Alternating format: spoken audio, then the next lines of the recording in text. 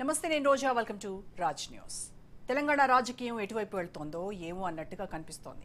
కాక మీదున్న రేవంత్ రెడ్డి తనకు తిరుగు లేదని భావిస్తున్నారు. కానీ లోన ఏదో అభద్రతా భావం ఆయన్ను వెంటాడుతోంది. ఫార్ములా ఈ రేస్ కేసులో కేటీఆర్ అరెస్ట్ అవుతారు అన్న చర్చ గులాబీ గ్యాంగ్లో గుప్పుమంటోంది. గవర్నర్ పర్మిషన్ కోసం ఎదురు చూస్తున్నట్టు సాక్షాత్తు సీఎం రేవంత్ చెప్పడంతో హాట్ టాపిక్గా మారింది. అలాగే లగచర్ల ఘటన రిమాండ్ రిపోర్ట్లో కేటీఆర్ పేరు ప్రస్తావనకు రావడంతో పొలిటికల్ సీన్ మారుతున్నట్టుగా కనిపిస్తోంది. మొత్తంగా కేటీఆర్ను అరెస్ట్ చేసేందుకు రంగం సిద్ధమైందా అన్నట్టుగా పరిణామాలు కనిపిస్తున్నాయి.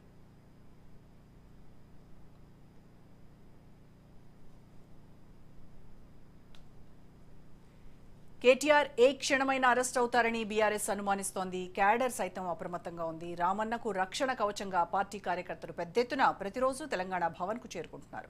తను ఎలాంటి తప్పు చేయలేదని, హైదరాబాద్ బ్రాండ్ అభివృద్ధి కోసమే ఫార్ములా ఈ రేస్ తెచ్చానన్నారు కేటీఆర్. అక్రమ కేసులు పెట్టి అరెస్టు చేయడానికి కాంగ్రెస్ కుట్ర చేస్తోందని ఆయన మండిపడుతున్నారు. కాంగ్రెస్ తాటాకు చప్పుళ్లకు భయపడేది లేదంటున్నారు.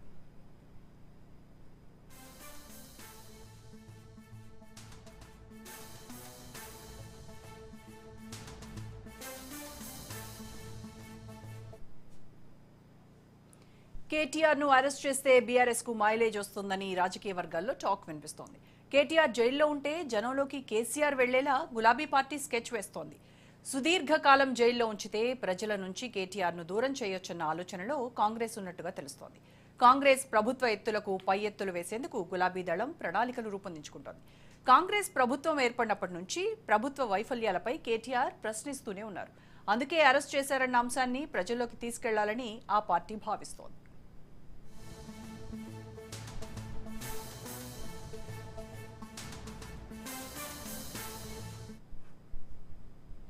అదును చూసి గురికొట్టేందుకు సిద్ధంగా ఉన్న కేటీఆర్ను అరెస్ట్ చేస్తే జరిగే పరిణామాలపైనే ప్రభుత్వం తర్జన భర్జన పడుతోంది. అరెస్ట్ చేస్తే చూస్తూ ఊరుకోమంటున్నారు గులాబీ కార్యకర్తలు.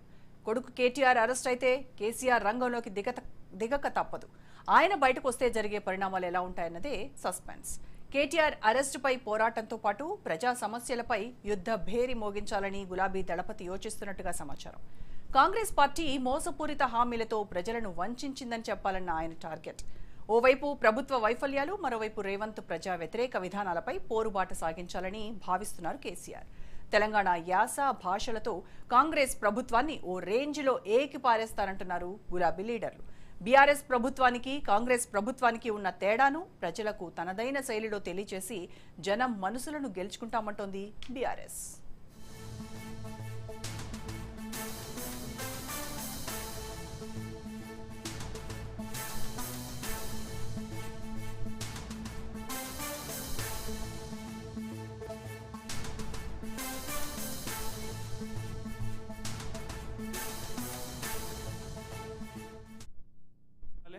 సావ కొట్టాలి ఏదన్నోటి. ఎవరి మీద పెట్టాలంటే కరప్షన్ కేసు, చేతనైతే మెగా ఇంజనీరింగ్ మీద పెట్టు.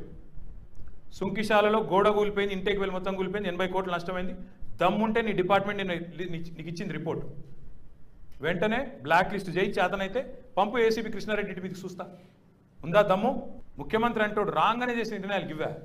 మెట్రో రద్దు, ఎయిర్పోర్ట్ మెట్రో, రేసు రద్దు, ఫార్మాసిటీ రద్దు. వస్తాయా పెట్టుబడులు, ఉద్యోగాలు? ఎందుకు పెడతావు కేసు? పెడితే పెట్టు. అది కూడా చెప్తాను. ఇప్పుడు మీకు చెప్పింది ఆడ చెప్తా. ఏమున్నది దాచుకునేందుకు ఏమున్నది? అవు బరాబర్ ఇచ్చిన గవర్నమెంట్గా నిర్ణయం తీసుకున్నా. I am the government, I was the government.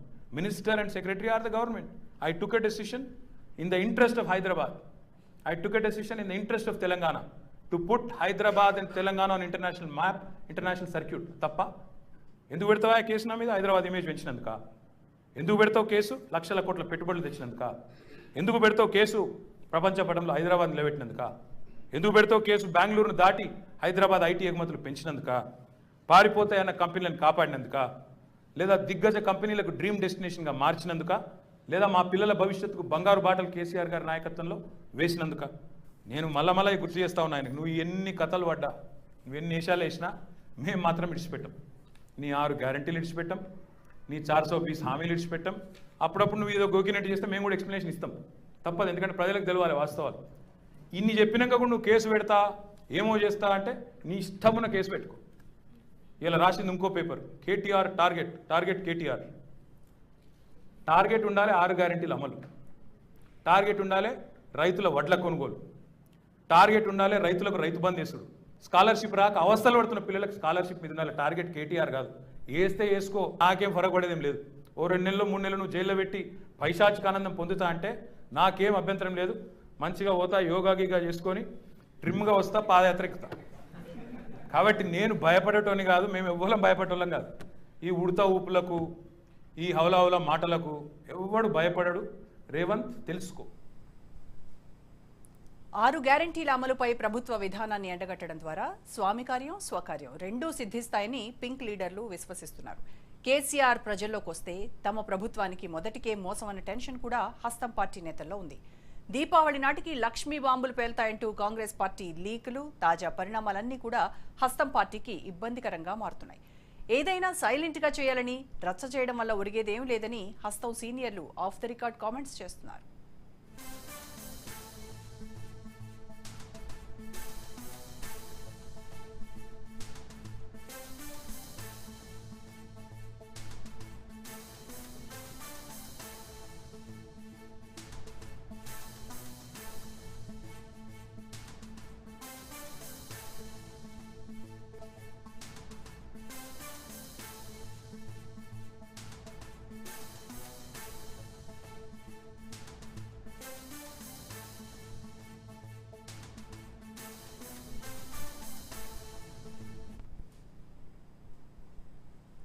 ఒకవేళ కేటీఆర్తో సహా బీఆర్ఎస్ ముఖ్య నేతలను అరెస్ట్ చేస్తే రాజకీయంగా లాభమా నష్టమా అని కూడా కాంగ్రెస్ యోచిస్తోంది. అరెస్టు తర్వాత తీసుకోవాల్సిన జాగ్రత్తలేంటన్న దానిపైన పార్టీ నేతలు ఇప్పటికే ఓ అభిప్రాయానికి వచ్చినట్టు తెలుస్తోంది. అరెస్ట్ అంటూ వ్యాఖ్యానించడం ద్వారా రాజకీయంగా తెలంగాణలో కాకరేగడం ఖాయమన్న భావన ఉంది. జైలుకు కేటీఆర్, జనాల్లోకి కేసీఆర్ వెళ్తే ఎవరికి లాభం, ఎవరికి నష్టం అన్నది కాలమే నిర్ణయించాలి. రైట్, దీనిపై మరిన్ని అప్డేట్స్ మనకు అందించడానికి ప్రస్తుతం మా ప్రతినిధి రాజు లైవ్ లో అందుబాటులో ఉన్నారు. రాజు, జైలుకు కేటీఆర్, జనంలోకి కేసీఆర్, ఇది కొన్ని రోజులుగా చర్చనీయాంశమైనటువంటి ప్రధాన అంశం. సో ఏం జరుగుతోంది బీఆర్ఎస్ పార్టీలో? నిజంగా కేటీఆర్ పలు కేసులు ఇప్పటికీ ఆయన్ని చుట్టుముడుతున్నటువంటి నేపథ్యంలో ఎప్పుడైనా అరెస్ట్ చేస్తారు అనేటువంటి వార్తలు వస్తున్నాయి. ఈవెన్ కేటీఆర్ కూడా ఇప్పటికే 100 సార్లు చెప్పుంటారు, నన్ను అరెస్ట్ చేయండి, నన్ను జైలుకి పంపండి, నన్ను అరెస్ట్ చేయండి, నన్ను జైలుకి పంపండి అని. సో ఈ నేపథ్యంలో అసలు బీఆర్ఎస్ నేతలు ఏమంటున్నారు, వాళ్ళ విశ్వాసం ఏంటి? తెలంగాణలో కాంగ్రెస్ పార్టీ అధికారంలోకి వచ్చి దాదాపు సంవత్సరం ఒక సమయం గడుస్తూ ఉంది. ఈ నేపథ్యంలోనే ఇప్పటికే ఇటు కాంగ్రెస్ ప్రభుత్వం, ఇటు కాంగ్రెస్ పార్టీ కావచ్చు, ఇటు బీఆర్ఎస్ పార్టీ కావచ్చు, ఈ రెండు పార్టీల మధ్య ముఖ్యంగా కాంగ్రెస్ పార్టీ ఇచ్చినటువంటి 6 గ్యారంటీలు ఏవైతే ఉన్నాయో 6 గ్యారంటీల విషయంలో మాటల యుద్ధం అయితే జరుగుతూ ఉంది. ముఖ్యంగా 6 గ్యారంటీలతో పాటు ఇతర హామీలు కాంగ్రెస్ పార్టీ, కాంగ్రెస్ ప్రభుత్వం అమలు చేయడం లేదు అని చెప్పేసి కూడా మొదటి నుంచి కూడా బీఆర్ఎస్ పార్టీ కావచ్చు, ముఖ్యంగా ఇటు కేటీఆర్, అదేవిధంగా హరీష్ రావులు కావచ్చు, కాంగ్రెస్ ప్రభుత్వంపై కూడా విమర్శలు చేస్తా ఉన్న పరిస్థితి మనం ప్రతిరోజు చూస్తూ ఉన్నాం. ఈ నేపథ్యంలోనే తాజాగా దీపావళి పండుగ కంటే ముందు మనం చూసాము, ఒక ప్రభుత్వంలో ఉన్నటువంటి మంత్రి పొంగులేటి శ్రీనివాసరెడ్డి కూడా చెప్పడం జరిగింది, దీపావళికి ఖచ్చితంగా లక్ష్మీ బాంబులు పేలుతాయి, ఖచ్చితంగా అంటే గత ప్రభుత్వంలో ఉన్నటువంటి కీలక వ్యక్తులు అరెస్టు కాబోతా ఉన్నారు అని చెప్పేసి కూడా ప్రభుత్వం నుంచి కొన్ని లీకులు కూడా ఇవ్వడం జరిగింది.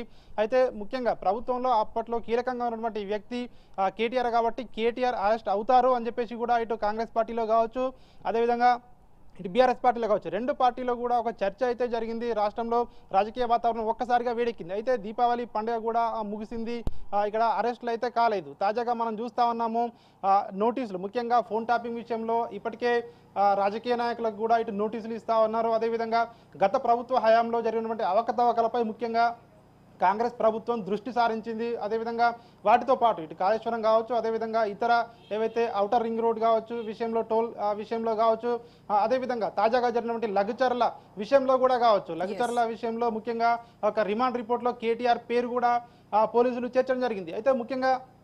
అయితే త్వరలోనే కేటీఆర్ అరెస్ట్ కాబోతా ఉన్నారు. కేటీఆర్ అరెస్టుకు ముహూర్తం కూడా ఫిక్స్ అయింది అని చెప్పేసి కూడా రాజకీయ వర్గాల్లో ఇటు కాంగ్రెస్ పార్టీలో కావచ్చు, ఇటు బీఆర్ఎస్ పార్టీలో కావచ్చు ముఖ్యంగా ఒక టాక్ అయితే నడుస్తుంది, ఒక చర్చ అయితే నడుస్తుంది. ముఖ్యంగా ఇటు బీఆర్ఎస్ పార్టీలో కూడా కేటీఆర్ కూడా తరచుగా కూడా చెప్తా ఉన్నారు, మీరు అరెస్ట్ చేస్తా అంటా ఉన్నారు, ఖచ్చితంగా మీరు అరెస్ట్ చేస్తే అరెస్ట్ చేయండి అని చెప్పేసి కూడా కేటీఆర్ కూడా సవాల్ విసురుతా ఉన్న పరిస్థితి మనం చూస్తూ ఉన్నాము. రాష్ట్రంలో ఒక్కసారిగా రాజకీయం అయితే ఒక్కసారిగా వేడెక్కింది. దీనికి తోడు ఈ రెండు పార్టీల మధ్య ఈ విధంగా ఉంటే ఇటు బీజేపీ కూడా చెప్తా ఉంది, ముఖ్యంగా బీజేపీ చెప్తా ఉంది కేటీఆర్ను ఎందుకు అరెస్ట్ చేయడం లేదు. గతంలో పీసీసీగా ఉన్నటువంటి రేవంత్ రెడ్డి పలుమార్లు కేటీఆర్పై విమర్శించారు. అదేవిధంగా చాలా వరకు పథకాల్లో అవినీతికి పాల్పడ్డారో ఎందుకు అప్పట్లో విమర్శించి ఈసారి మరి ఎందుకు మీరు అధికారంలో ఉన్నప్పుడు కూడా కేటీఆర్ని అరెస్టు చేయడం లేదు అని చెప్పేసి కూడా ఇటు బీజేపీ పార్టీ ముఖ్యంగా బండి సంజయ్ లాంటి వాళ్ళు అయితే విమర్శిస్తా ఉన్న పరిస్థితి మనం చూస్తూ ఉన్నాము. ఈ నేపథ్యంలోనే తాజాగా కేటీఆర్ అరెస్ట్ అవుతారు అని చెప్పేసి కూడా ఒక్కసారిగా పార్టీలో కూడా ఇటు చర్చనీయాంశమైంది. ఒకవేళ నిజంగానే కేటీఆర్ కనుక అరెస్ట్ అవుతే ఖచ్చితంగా అది బీఆర్ఎస్ పార్టీకే ప్లస్ అవుతుందని చెప్పేసి కూడా పార్టీలో లెక్కలు వేసుకుంటా ఉన్నారు. అదేవిధంగా కాంగ్రెస్ పార్టీలో కూడా దీనికి సంబంధించి లెక్కలు కూడా వేసుకుంటా ఉన్నట్టుగా కూడా మనకు ఆఫ్ ద రికార్డ్ తెలుస్తూ ఉంది. ఎందుకంటే అరెస్ట్ కావడం వల్ల ఖచ్చితంగా మైలేజ్ ఎవరికి వస్తుంది, అదేవిధంగా ముఖ్యంగా దానికి సంబంధించి సాక్ష్యాధారాలు ఏ విధంగా అప్పుడు ఉన్న ఎవిడెన్స్ ఏ విధంగా ఉన్నాయని చెప్పేసి కూడా దానిపై కూడా కాంగ్రెస్ ప్రభుత్వం దృష్టి సారించిందని చెప్తా ఉన్నాము. ఇవన్నీ కూడా చూసుకుంటే ఖచ్చితంగా రాష్ట్రంలో అంటే కాంగ్రెస్ పార్టీ అధికారంలోకి వచ్చి సంవత్సర కాలం దగ్గర పడుతున్న నేపథ్యంలో ఖచ్చితంగా రాజకీయంగా పెను మార్పులు అయితే చోటు చేసుకునే అవకాశం అయితే మనకు కనిపిస్తూ ఉంది. అయితే కేటీఆర్ అరెస్ట్ అవుతారా లేదా అనేది పక్కన పెడితే ముఖ్యంగా అంటే కీలక పరిణామాలు అయితే చోటు చేసుకుంటాయని చెప్పేసి కూడా ఇటు విశ్లేషకులు కూడా భావిస్తా ఉన్న పరిస్థితి కనిపిస్తూ ఉంది. Right, thanks for your updates Raju. Right, ఇక జైలుకు కేటీఆర్, జనాల్లోకి కేసీఆర్, ఇదే ఇవాళ మన డిబేటబుల్ టాపిక్. సో దీంట్లో జాయిన్ అవుతూ ఉన్నారు మనతో పాటు మన్నే గోవర్ధన్ రెడ్డి గారు, బీఆర్ఎస్ సీనియర్ నాయకులు. నమస్తే గోవర్ధన్ రెడ్డి గారు. అండ్ జూమ్లో జాయిన్ అవుతున్నారు దిలీప్ కుమార్ గారు, మాజీ ఎమ్మెల్సీ, కాంగ్రెస్ పార్టీ సీనియర్ నేత. అలాగే అల్లం నాగరాజ్ గారు, బీజేపీ సీనియర్ నాయకులు, అడ్వకేట్ కూడా. నమస్కారం అండి దిలీప్ కుమార్ గారు, నాగరాజ్ గారు. నమస్తే అమ్మా. సో ముందుగా దిలీప్ కుమార్ గారు మీతో స్టార్ట్ చేస్తాను. ముందుగా ఎవరు కేటీఆర్ జైలుకి వెళ్తారు, జనాల్లోకి కేసీఆర్ వెళ్తారు అనేది కాసేపు పక్కన పెట్టి ఈరోజు కేటీఆర్ కొన్ని ప్రశ్నలు కాంగ్రెస్ పార్టీకి సూటిగా సంధించారు. సో వాటి గురించి మాట్లాడదాం. 1,50,000 కోట్ల వ్యవహారం, మూసీ నది ప్రక్షాళనకు 1,50,000 కోట్లు, దేనికి 11,50,000 కోట్లు, 1,100 కోట్లు ఖర్చు చేస్తే మేము మూసీని క్రమబద్ధీకరిస్తాం, పునరుజ్జీవం చేసేటువంటి ఛాన్స్ మాకు ఉన్నప్పుడు మీరు ఎందుకు 1,50,000 కోట్లు తీసుకుంటున్నారు? అంటే ఢిల్లీకి పంపించడానికా, నిధులు రాహుల్కి కట్టబెట్టడానికా, ప్రియాంక గాంధీ కట్టబెట్టడానికి చాలా ప్రశ్నలు ఆయన వేశారు. సో మీ సమాధానం ఏంటి ముందుగా దీనికి? మేడం, ఇప్పుడు మూసీ ప్రక్షాళన కానీ పునర్జీవనం అనే ప్రాజెక్ట్ కానీ మేము కనిపెట్టింది కాదు. వాళ్ళ హయాంలో వాళ్ళే ఒక సంవత్సరంలోనే 16,000 కోట్లు కేటాయించారు. 16,000 కోట్లు. 500 ఖర్చు పెట్టారా, 400 ఖర్చు పెట్టారా నాకైతే స్టాటిస్టిక్స్ తెలియదు. బడ్జెట్ లో పొందుపరిచింది మాత్రం 16,000 కోట్లు ఒకే సంవత్సరానికి. సపోజ్ అదే ప్రోగ్రామ్ వాళ్ళు కంటిన్యూస్ గా 5 ఏళ్ళు చేశారని అనుకుంటే, ఒకవేళ థర్డ్ టైం వాళ్ళకి అధికారం వచ్చుంటే అదే దాని ప్రకారమే అది దాదాపు 1,00,000 కోట్లు అయి ఉండేది. 1,00,000 కోట్లు. కానీ ఆయన ఏమంటున్నాడు, ఇట్లాంటి ఎవరి రిహాబిలిటేషన్ చేయకుండా, వైడనింగ్ చేయకుండా, ఎవరికి ఇబ్బంది కలగకుండా ఏందో దాన్ని డీపనింగ్ చేసుకుంటూ ఎస్టీపీలు పెట్టుకుంటూ ఇంకో రకంగా చేసి ఉండేవాడు అంటాడు. కానీ ఇప్పుడు చీఫ్ మినిస్టర్ గారి యొక్క విజన్లో ఇంకా డిపిఆర్ రాలేదు, డిపిఆర్ వస్తుంది, ప్రజల ముందుకు ఉంటుంది, అసెంబ్లీలో చర్చకు వస్తుంది, విపక్షాలకు అందరికీ స్వపక్షం వాళ్ళకు కూడా అందులో మాట్లాడడానికి, వాళ్ళ అభిప్రాయాలు చెప్పడానికి కూడా అవకాశం ఉంటుంది. దాన్ని తదనుగుణంగా మార్చుకోవడానికి కూడా స్కోప్ ఉంటుంది ఎప్పుడైనా డిపిఆర్. కాబట్టి అదో పెద్ద ఆందోళన చెందాల్సిన అవసరం లేదు. ఇందులో అడిషనల్గా వాళ్ళే అంచనా వేసిన దానికంటే అదనంగా 50,000 కోట్లే ఉన్నాయనుకుంది, 50 లక్షల కోట్లు ఉన్నాయనుకుంది. దేనికవి అంటే రిహాబిలిటేషన్కి, అక్కడ డిస్ప్లేస్ అయిన వాళ్ళకి కూడా డబుల్ బెడ్రూమ్ ఇవ్వాలి, కాంపిటీషన్ ఇస్తే గైడ్ లైన్స్ ఉన్నాయి, 1:4 ఇవ్వాల్సిన పరిస్థితి వస్తుంది, కింది పోతున్న తక్కువ ఉంటుంది, ఇక్కడ సిటీకి వచ్చే వరకు ఎక్కువ ఉంటుంది. ఇట్లాంటివన్నీ కూడా పెట్టుకొని వాళ్ళు ఒక 50,000 lakhs ఇందులో పెట్టుకున్నారనేది మనకున్న అంచనా, మాకున్నటువంటి ఇన్ఫర్మేషన్. అది కాకుండా 150 lakh crores దీనికి పెంచడానికి కూడా అంత అవసరం రాకపోవచ్చు అన్నది సీఎం గారే చెప్పారు. ఎందుకంటే ఇది పీపీపీ మోడల్ అన్నాడు, అంటే public and private participation model. దాంట్లో ప్రభుత్వానికి ఉల్టా ఆదాయం వస్తుంది తప్ప ఖర్చు చేయాల్సిన అవసరం లేనటువంటి ఒక బిట్స్ కూడా, కొన్ని స్ట్రెచెస్ కూడా ఉంటాయి. అది టూరిజంకి ఇస్తారు, లేకపోతే జైంట్ వీల్ ఒకటి లండన్ ఐ లాంటిది పెడతామన్నాడు, అది పెడితే, లేదా హన్ రివర్ దగ్గర వీళ్ళంతా పోయి చూసి వస్తే రకరకాల పద్ధతులు ఆ డెవలప్ ఎట్లా చేస్తారా రివర్ చూశారు. సో వాటన్నిటికి కూడా కమర్షియల్ యాంగిల్ కూడా ఉంది. ఆ కమర్షియల్ యాంగిల్ ద్వారా ఆదాయం వచ్చినప్పుడు ప్రపోర్షనెట్గా ఎక్స్పెండిచర్ తగ్గుతుంది. కాబట్టి ఈ రోజు వరకు డిపిఆర్ లేకుండా, అసలు యాక్చువల్ ఎక్స్పెండిచర్ ఎందుకు పెడుతున్నామో తెలియకుండా ఊరికే మాట్లాడితే ఎట్లా పడితే అట్లా వాళ్ళే స్టార్ట్ చేసి ఆయన ఎప్పుడు 32 STP ప్లాంట్స్ పెట్టామని మనందరికీ తెలుసు. 16,000 కోట్లు ఒక సింగిల్ ఇయర్లో వాడు ప్రొవైడ్ చేస్తారని.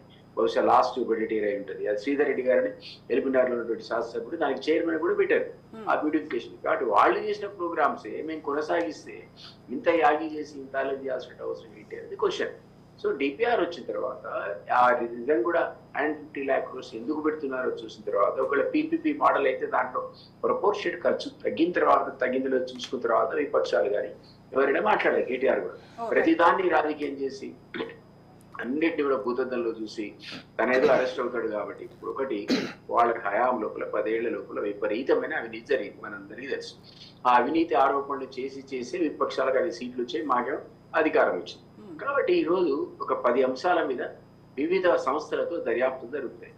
దిలీప్ గారు ఇంకొక విషయం కూడా ఆయన మాట్లాడారు, ఏంటంటే మూసీకి 2 వైపులా కూడా బఫర్ జోన్ అనేది ఉంది, బఫర్ జోన్ లో ఉండేటువంటి వాళ్ళని బయటికి పంపించేస్తున్నారు, వాళ్ళకి వేరే అక్కడ నుంచి పంపించేటువంటి ప్రయత్నాలు చేస్తూ ఉన్నారు అని. అసలు అక్కడ కట్టుకోవడానికి పర్మిషన్ ఇచ్చింది ఎవరు, వాళ్ళతో ప్రాపర్టీ ట్యాక్స్ కట్టించుకుంది ఎవరు, అప్పుడు గుర్తు రాలేదా ఇవన్నీ అని కూడా ఆయన క్వశ్చన్ చేస్తున్నారు. అమ్మా మోస్ట్లీ బఫర్ జోన్ లో కూడా ఎంక్రోచ్మెంట్స్, రివర్ బెడ్ లో మీరు కట్టుకోవడానికి వీల్లేదు. ఒకసారి మీరు ఇల్లు కట్టుకున్నాక రిజిస్ట్రేషన్ శాఖ వాడు మీకు రిజిస్ట్రేషన్ చేస్తాడు, ఎలక్ట్రిసిటీ వాడు వచ్చి మీకు ఇల్లు ఉంటే కరెంట్ సప్లై ఇస్తాడు, మున్సిపాలిటీ వాడు వచ్చి డ్రైనేజ్కి అవసరం అయితే పర్మిషన్ ఇచ్చిపోతాడు. ఇవన్నీ ఏంటంటే వాళ్ళకి సంబంధం లేని అంశాలు. ఈ వ్యక్తి ఎందుకు ఇల్లు కట్టుకున్నాడు, ఈ కాలనీ ఎందుకు వచ్చింది అన్నది చాలా డిపార్ట్మెంట్కి సంబంధం లేదు. అది చూసుకోవాల్సిన వాడు వేరు, ప్రభుత్వం చూసుకోవాలి, రెవెన్యూ అథారిటీ చూసుకోవాలి, ఎంక్రోచ్మెంట్ రాకుండా చూసుకోవాలి. ఒకవేళ వచ్చింది అనుకోండి, ఈ మిగిలిన డిపార్ట్మెంట్ పర్మిషన్ లేదని ఉంటే అక్కడ నీకు కనెక్షన్ ఇస్తాడు, నువ్వు అప్లికేషన్ పెట్టుకుంటే డ్రైనేజ్ కూడా పర్మిషన్ ఇస్తాడు, అన్ని రకాల పర్మిషన్ తెచ్చుకోవచ్చు. మనందరికీ తెలుస్తుంది వాళ్ళ హయాంలో కూడా విపరీతమైన పర్మిషన్స్ ఇచ్చారు. అవన్నీ కూడా ఎంక్రోచ్మెంట్ అయినటువంటి స్థలాలు, యాక్చువల్లీ రివర్ బెడ్ లో ఉండకూడదు. వాటిని ఈ రోజు డిస్ప్లేస్ చేయాలంటే గతంలో వాళ్ళు అటెంప్ట్ చేయలేదు, పొలిటికల్ గా వాళ్ళకి దెబ్బతోగుతుంది అనుకున్నారో ఏంటో. కానీ నిజానికి అవి చేయకుండా మ్యూజియంని మీరు ఎట్లా వైడనింగ్ చేస్తారు, ఎట్లా బ్యూటిఫికేషన్ చేస్తారు, పునర్జీవం ఎట్లా చేస్తారు, అది చేయాల్సిన పరిస్థితిలో మీరు వాళ్ళకి కాంపెన్సేషన్ ఇవ్వాలి. సీఎం చాలా క్లియర్ అయిపోయాడు, ప్రతి వ్యక్తికి కాంపెన్సేషన్ ఇస్తాము, ఇవ్వకుండా ఒక్క సామాన్యుడే కానీ ఎవరిని కూడా డిస్ప్లేస్ చేయము, ఎవరికి నష్టం చేయకూడదు. సామాన్లు తీసుకోవడానికి కూడా మన ఆ మధ్య కాలంలో వాళ్ళకు 25,000 చొప్పున ట్రాన్స్పోర్టేషన్ ఛార్జెస్ కూడా గవర్నమెంట్ పే చేసింది. డబుల్ బెడ్రూమ్ ఇచ్చిన 100 మందికి. ఆ డబుల్ బెడ్రూమ్ వచ్చాడు, పోయాడు, భూమి పూజ దాని ఏమంటారు గృహప్రవేశం చేస్తున్నాడు, మళ్ళీ వచ్చి వీళ్ళు చేసిన ధర్నాలు కూర్చున్నాడు. ఎందుకంటే ఇంకేమైనా రేపు పొద్దున కాంపెన్సేషన్ ఎక్కువ వస్తుందేమో, నాకు ఇంకేమైనా లాభం జరుగుతుందేమో అంచనా ఎవరైనా సామాన్యులు ఉంటారు. బట్ ఈ రోజు ఆ కాంపెన్సేషన్ కు ప్రొవైడ్ చేసిన అమౌంట్ ఎంతో చూడకుండా, డిస్ప్లేస్మెంటే కూడా లేకుండా అందరూ ఆహ్వానిస్తారు. హైడ్రాను మూసిని ప్రతి రాజకీయ పార్టీ కూడా జరగాల్సిందే, మంచిదే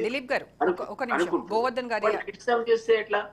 ఓ పక్కన స్వాగతిస్తా అంటే ఇంకో పక్క క్రిటిసిజం అంటావు. ఫైన్ గోవర్ధన్ గారి రెస్పాన్స్ కూడా విందాం ఒక నిమిషం దిలీప్ గారు. సో గోవర్ధన్ గారు ఈ విషయం పైన క్రిస్ప్ గా మీరు ఆన్సర్ చేస్తే మనం అసలు టాపిక్ లోకి వెళ్దాం. అదే ఓకే మేడం. ఇప్పుడు ఒకటే మూసీ నదిని గత గవర్నమెంట్ బీఆర్ఎస్ గవర్నమెంట్ మూసీ ప్రక్షాళన సందర్భంగా ప్రపోజల్ పెట్టింది బీఆర్ఎస్ పార్టీ. నిజంగా ఒప్పుకున్న వాస్తవమే. మేము ఒప్పుకుంది ఎందుకు 16,000 కోట్ల రూపాయలు, ఏది మూసీ పునర్నిర్మాణం కానీ, నెక్స్ట్ ఆ ఎక్స్ప్రెస్ హైవేస్ కానీ, లేదా బ్రిడ్జిలు కానీ, ప్లస్ మల్లన్న సాగర్ నుంచి 1,100 కోట్ల రూపాయలు, మల్లన్న సాగర్ నుంచి గండిపోచం కలిసి 1,100 కోట్లు ఖర్చు పెట్టేసి అక్కడి నుంచి వాటర్ గండిపేటకు ఉమేద్ సాగర్ పంపించి ఆ నుంచి మూసీలకు వదలాలి, నల్గొండ ప్రాంతం సమస్య సాల్వ్ అవుతుందని చెప్పేసి ఒక ప్రపోజల్ పెట్టి దానికి 16 దాంట్లో 31 ఎస్టీపీలకు కావాల్సిన అన్ని దానికి సంబంధించి మొత్తం కలిపితే 16,000 కోట్ల రూపాయలు అని చెప్పేసి పెట్టారు. ఈ 16,000 కోట్లు ఒకటేసారి 1,50,000 కోట్లు ఎందుకైంది?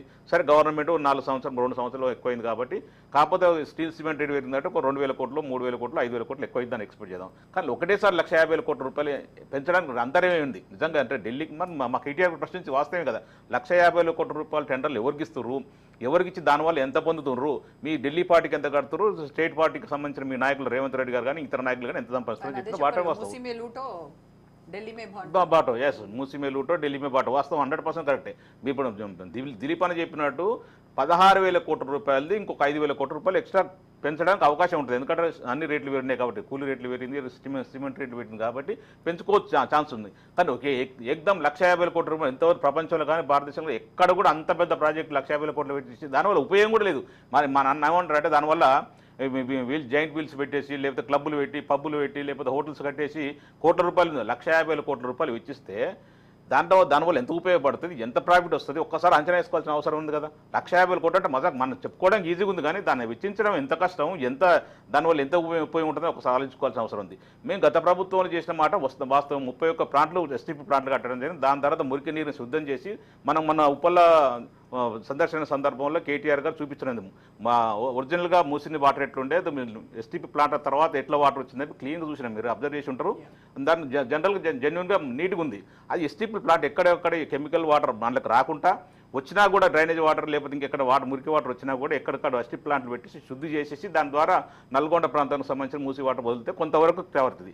దాని ద్వారా బండపోచమ్మ నుంచి 1100 రూపాయల కోట్లు ఖర్చు పెడితే ఆ నుంచి గండిపేట సిమెంట్ సార్ 2 ప్రాజెక్టులు నింపిన తర్వాత దాని నుంచి మూసి వాటర్ నింపితే ఇక నల్గొండ సస్యమవుతుంది, మూసికి ఇబ్బంది లేకుండా ఉంటుందని చెప్పి ఇప్పుడు రేవంత్ రెడ్డి గారు ఏం చేస్తుండ్రు, ఆర్బీఎక్స్ అనేసి 1 కిలోమీటర్ పొడుగు మూసికి కిలోమీటర్ డిస్టెన్స్ లోపల అన్ని పర్మిషన్ ఉన్న అపార్ట్మెంట్లు కూడా ఇండ్లకు కూడా పెట్టడం జరిగింది. ఇప్పుడు ఏమంటారు బఫర్ జోన్లో కట్టిరు ఆక్యుపై దాంట్లో ఆక్యుపైది మేము పెద్దగా అనట్లేదు, ఆక్యుపై దానికి మీకు కాంపెన్సేషన్ ఇవ్వండి, జెన్యున్గా ఎంత ఉంటుంది మీరు 2013 భూసేకరణ చట్టం ప్రకారం ఎంత వస్తే అది ఇవ్వండి, నువ్వు కాదంటలేం. కానీ మీరు ఏదైతే హెచ్ఎండి సంబంధించిన అప్పుడు కూడా పర్మిషన్ ఇచ్చిన సందర్భం కూడా ఐటీ కూడా ఆర్బీఎక్స్ అని ఇష్టానుసారంగా మరి అసలు ఏ కోలం ప్రకారం రివర్ బెడ్ ఎంత ఉందని ఎన్ని ఫీట్ ఉందని చెప్పి ఎట్లెక్కి కట్టిరు, రివర్ బెడ్ లెక్క కట్ట ముందుకే మీరు ఆర్బీఎక్స్ అని ఎట్టేస్తారు, ప్రజల్ని భయభ్రాంతులకు గురి చేస్తారు కదా. ప్రజల్ని భయభ్రాంతులకు గురి చేసి మీరు అసలు ఏ రివర్ బెడ్ ఎంత ఉంది, ఎఫ్టీఎల్ ఎంత ఉంది, లేదా బఫర్ జోన్ ఎంత ఉంది ఏం తెలియకుండా ఇష్టానుసారంగా ఆర్బీఎక్స్ అని పెట్టేసి జనాల్ని భయభ్రాంతులు చేసేసి మీరు ఏదో కోట్ల రూపాయల ప్రాపర్టీ గుంజుకొని ఆయనకి ఏదో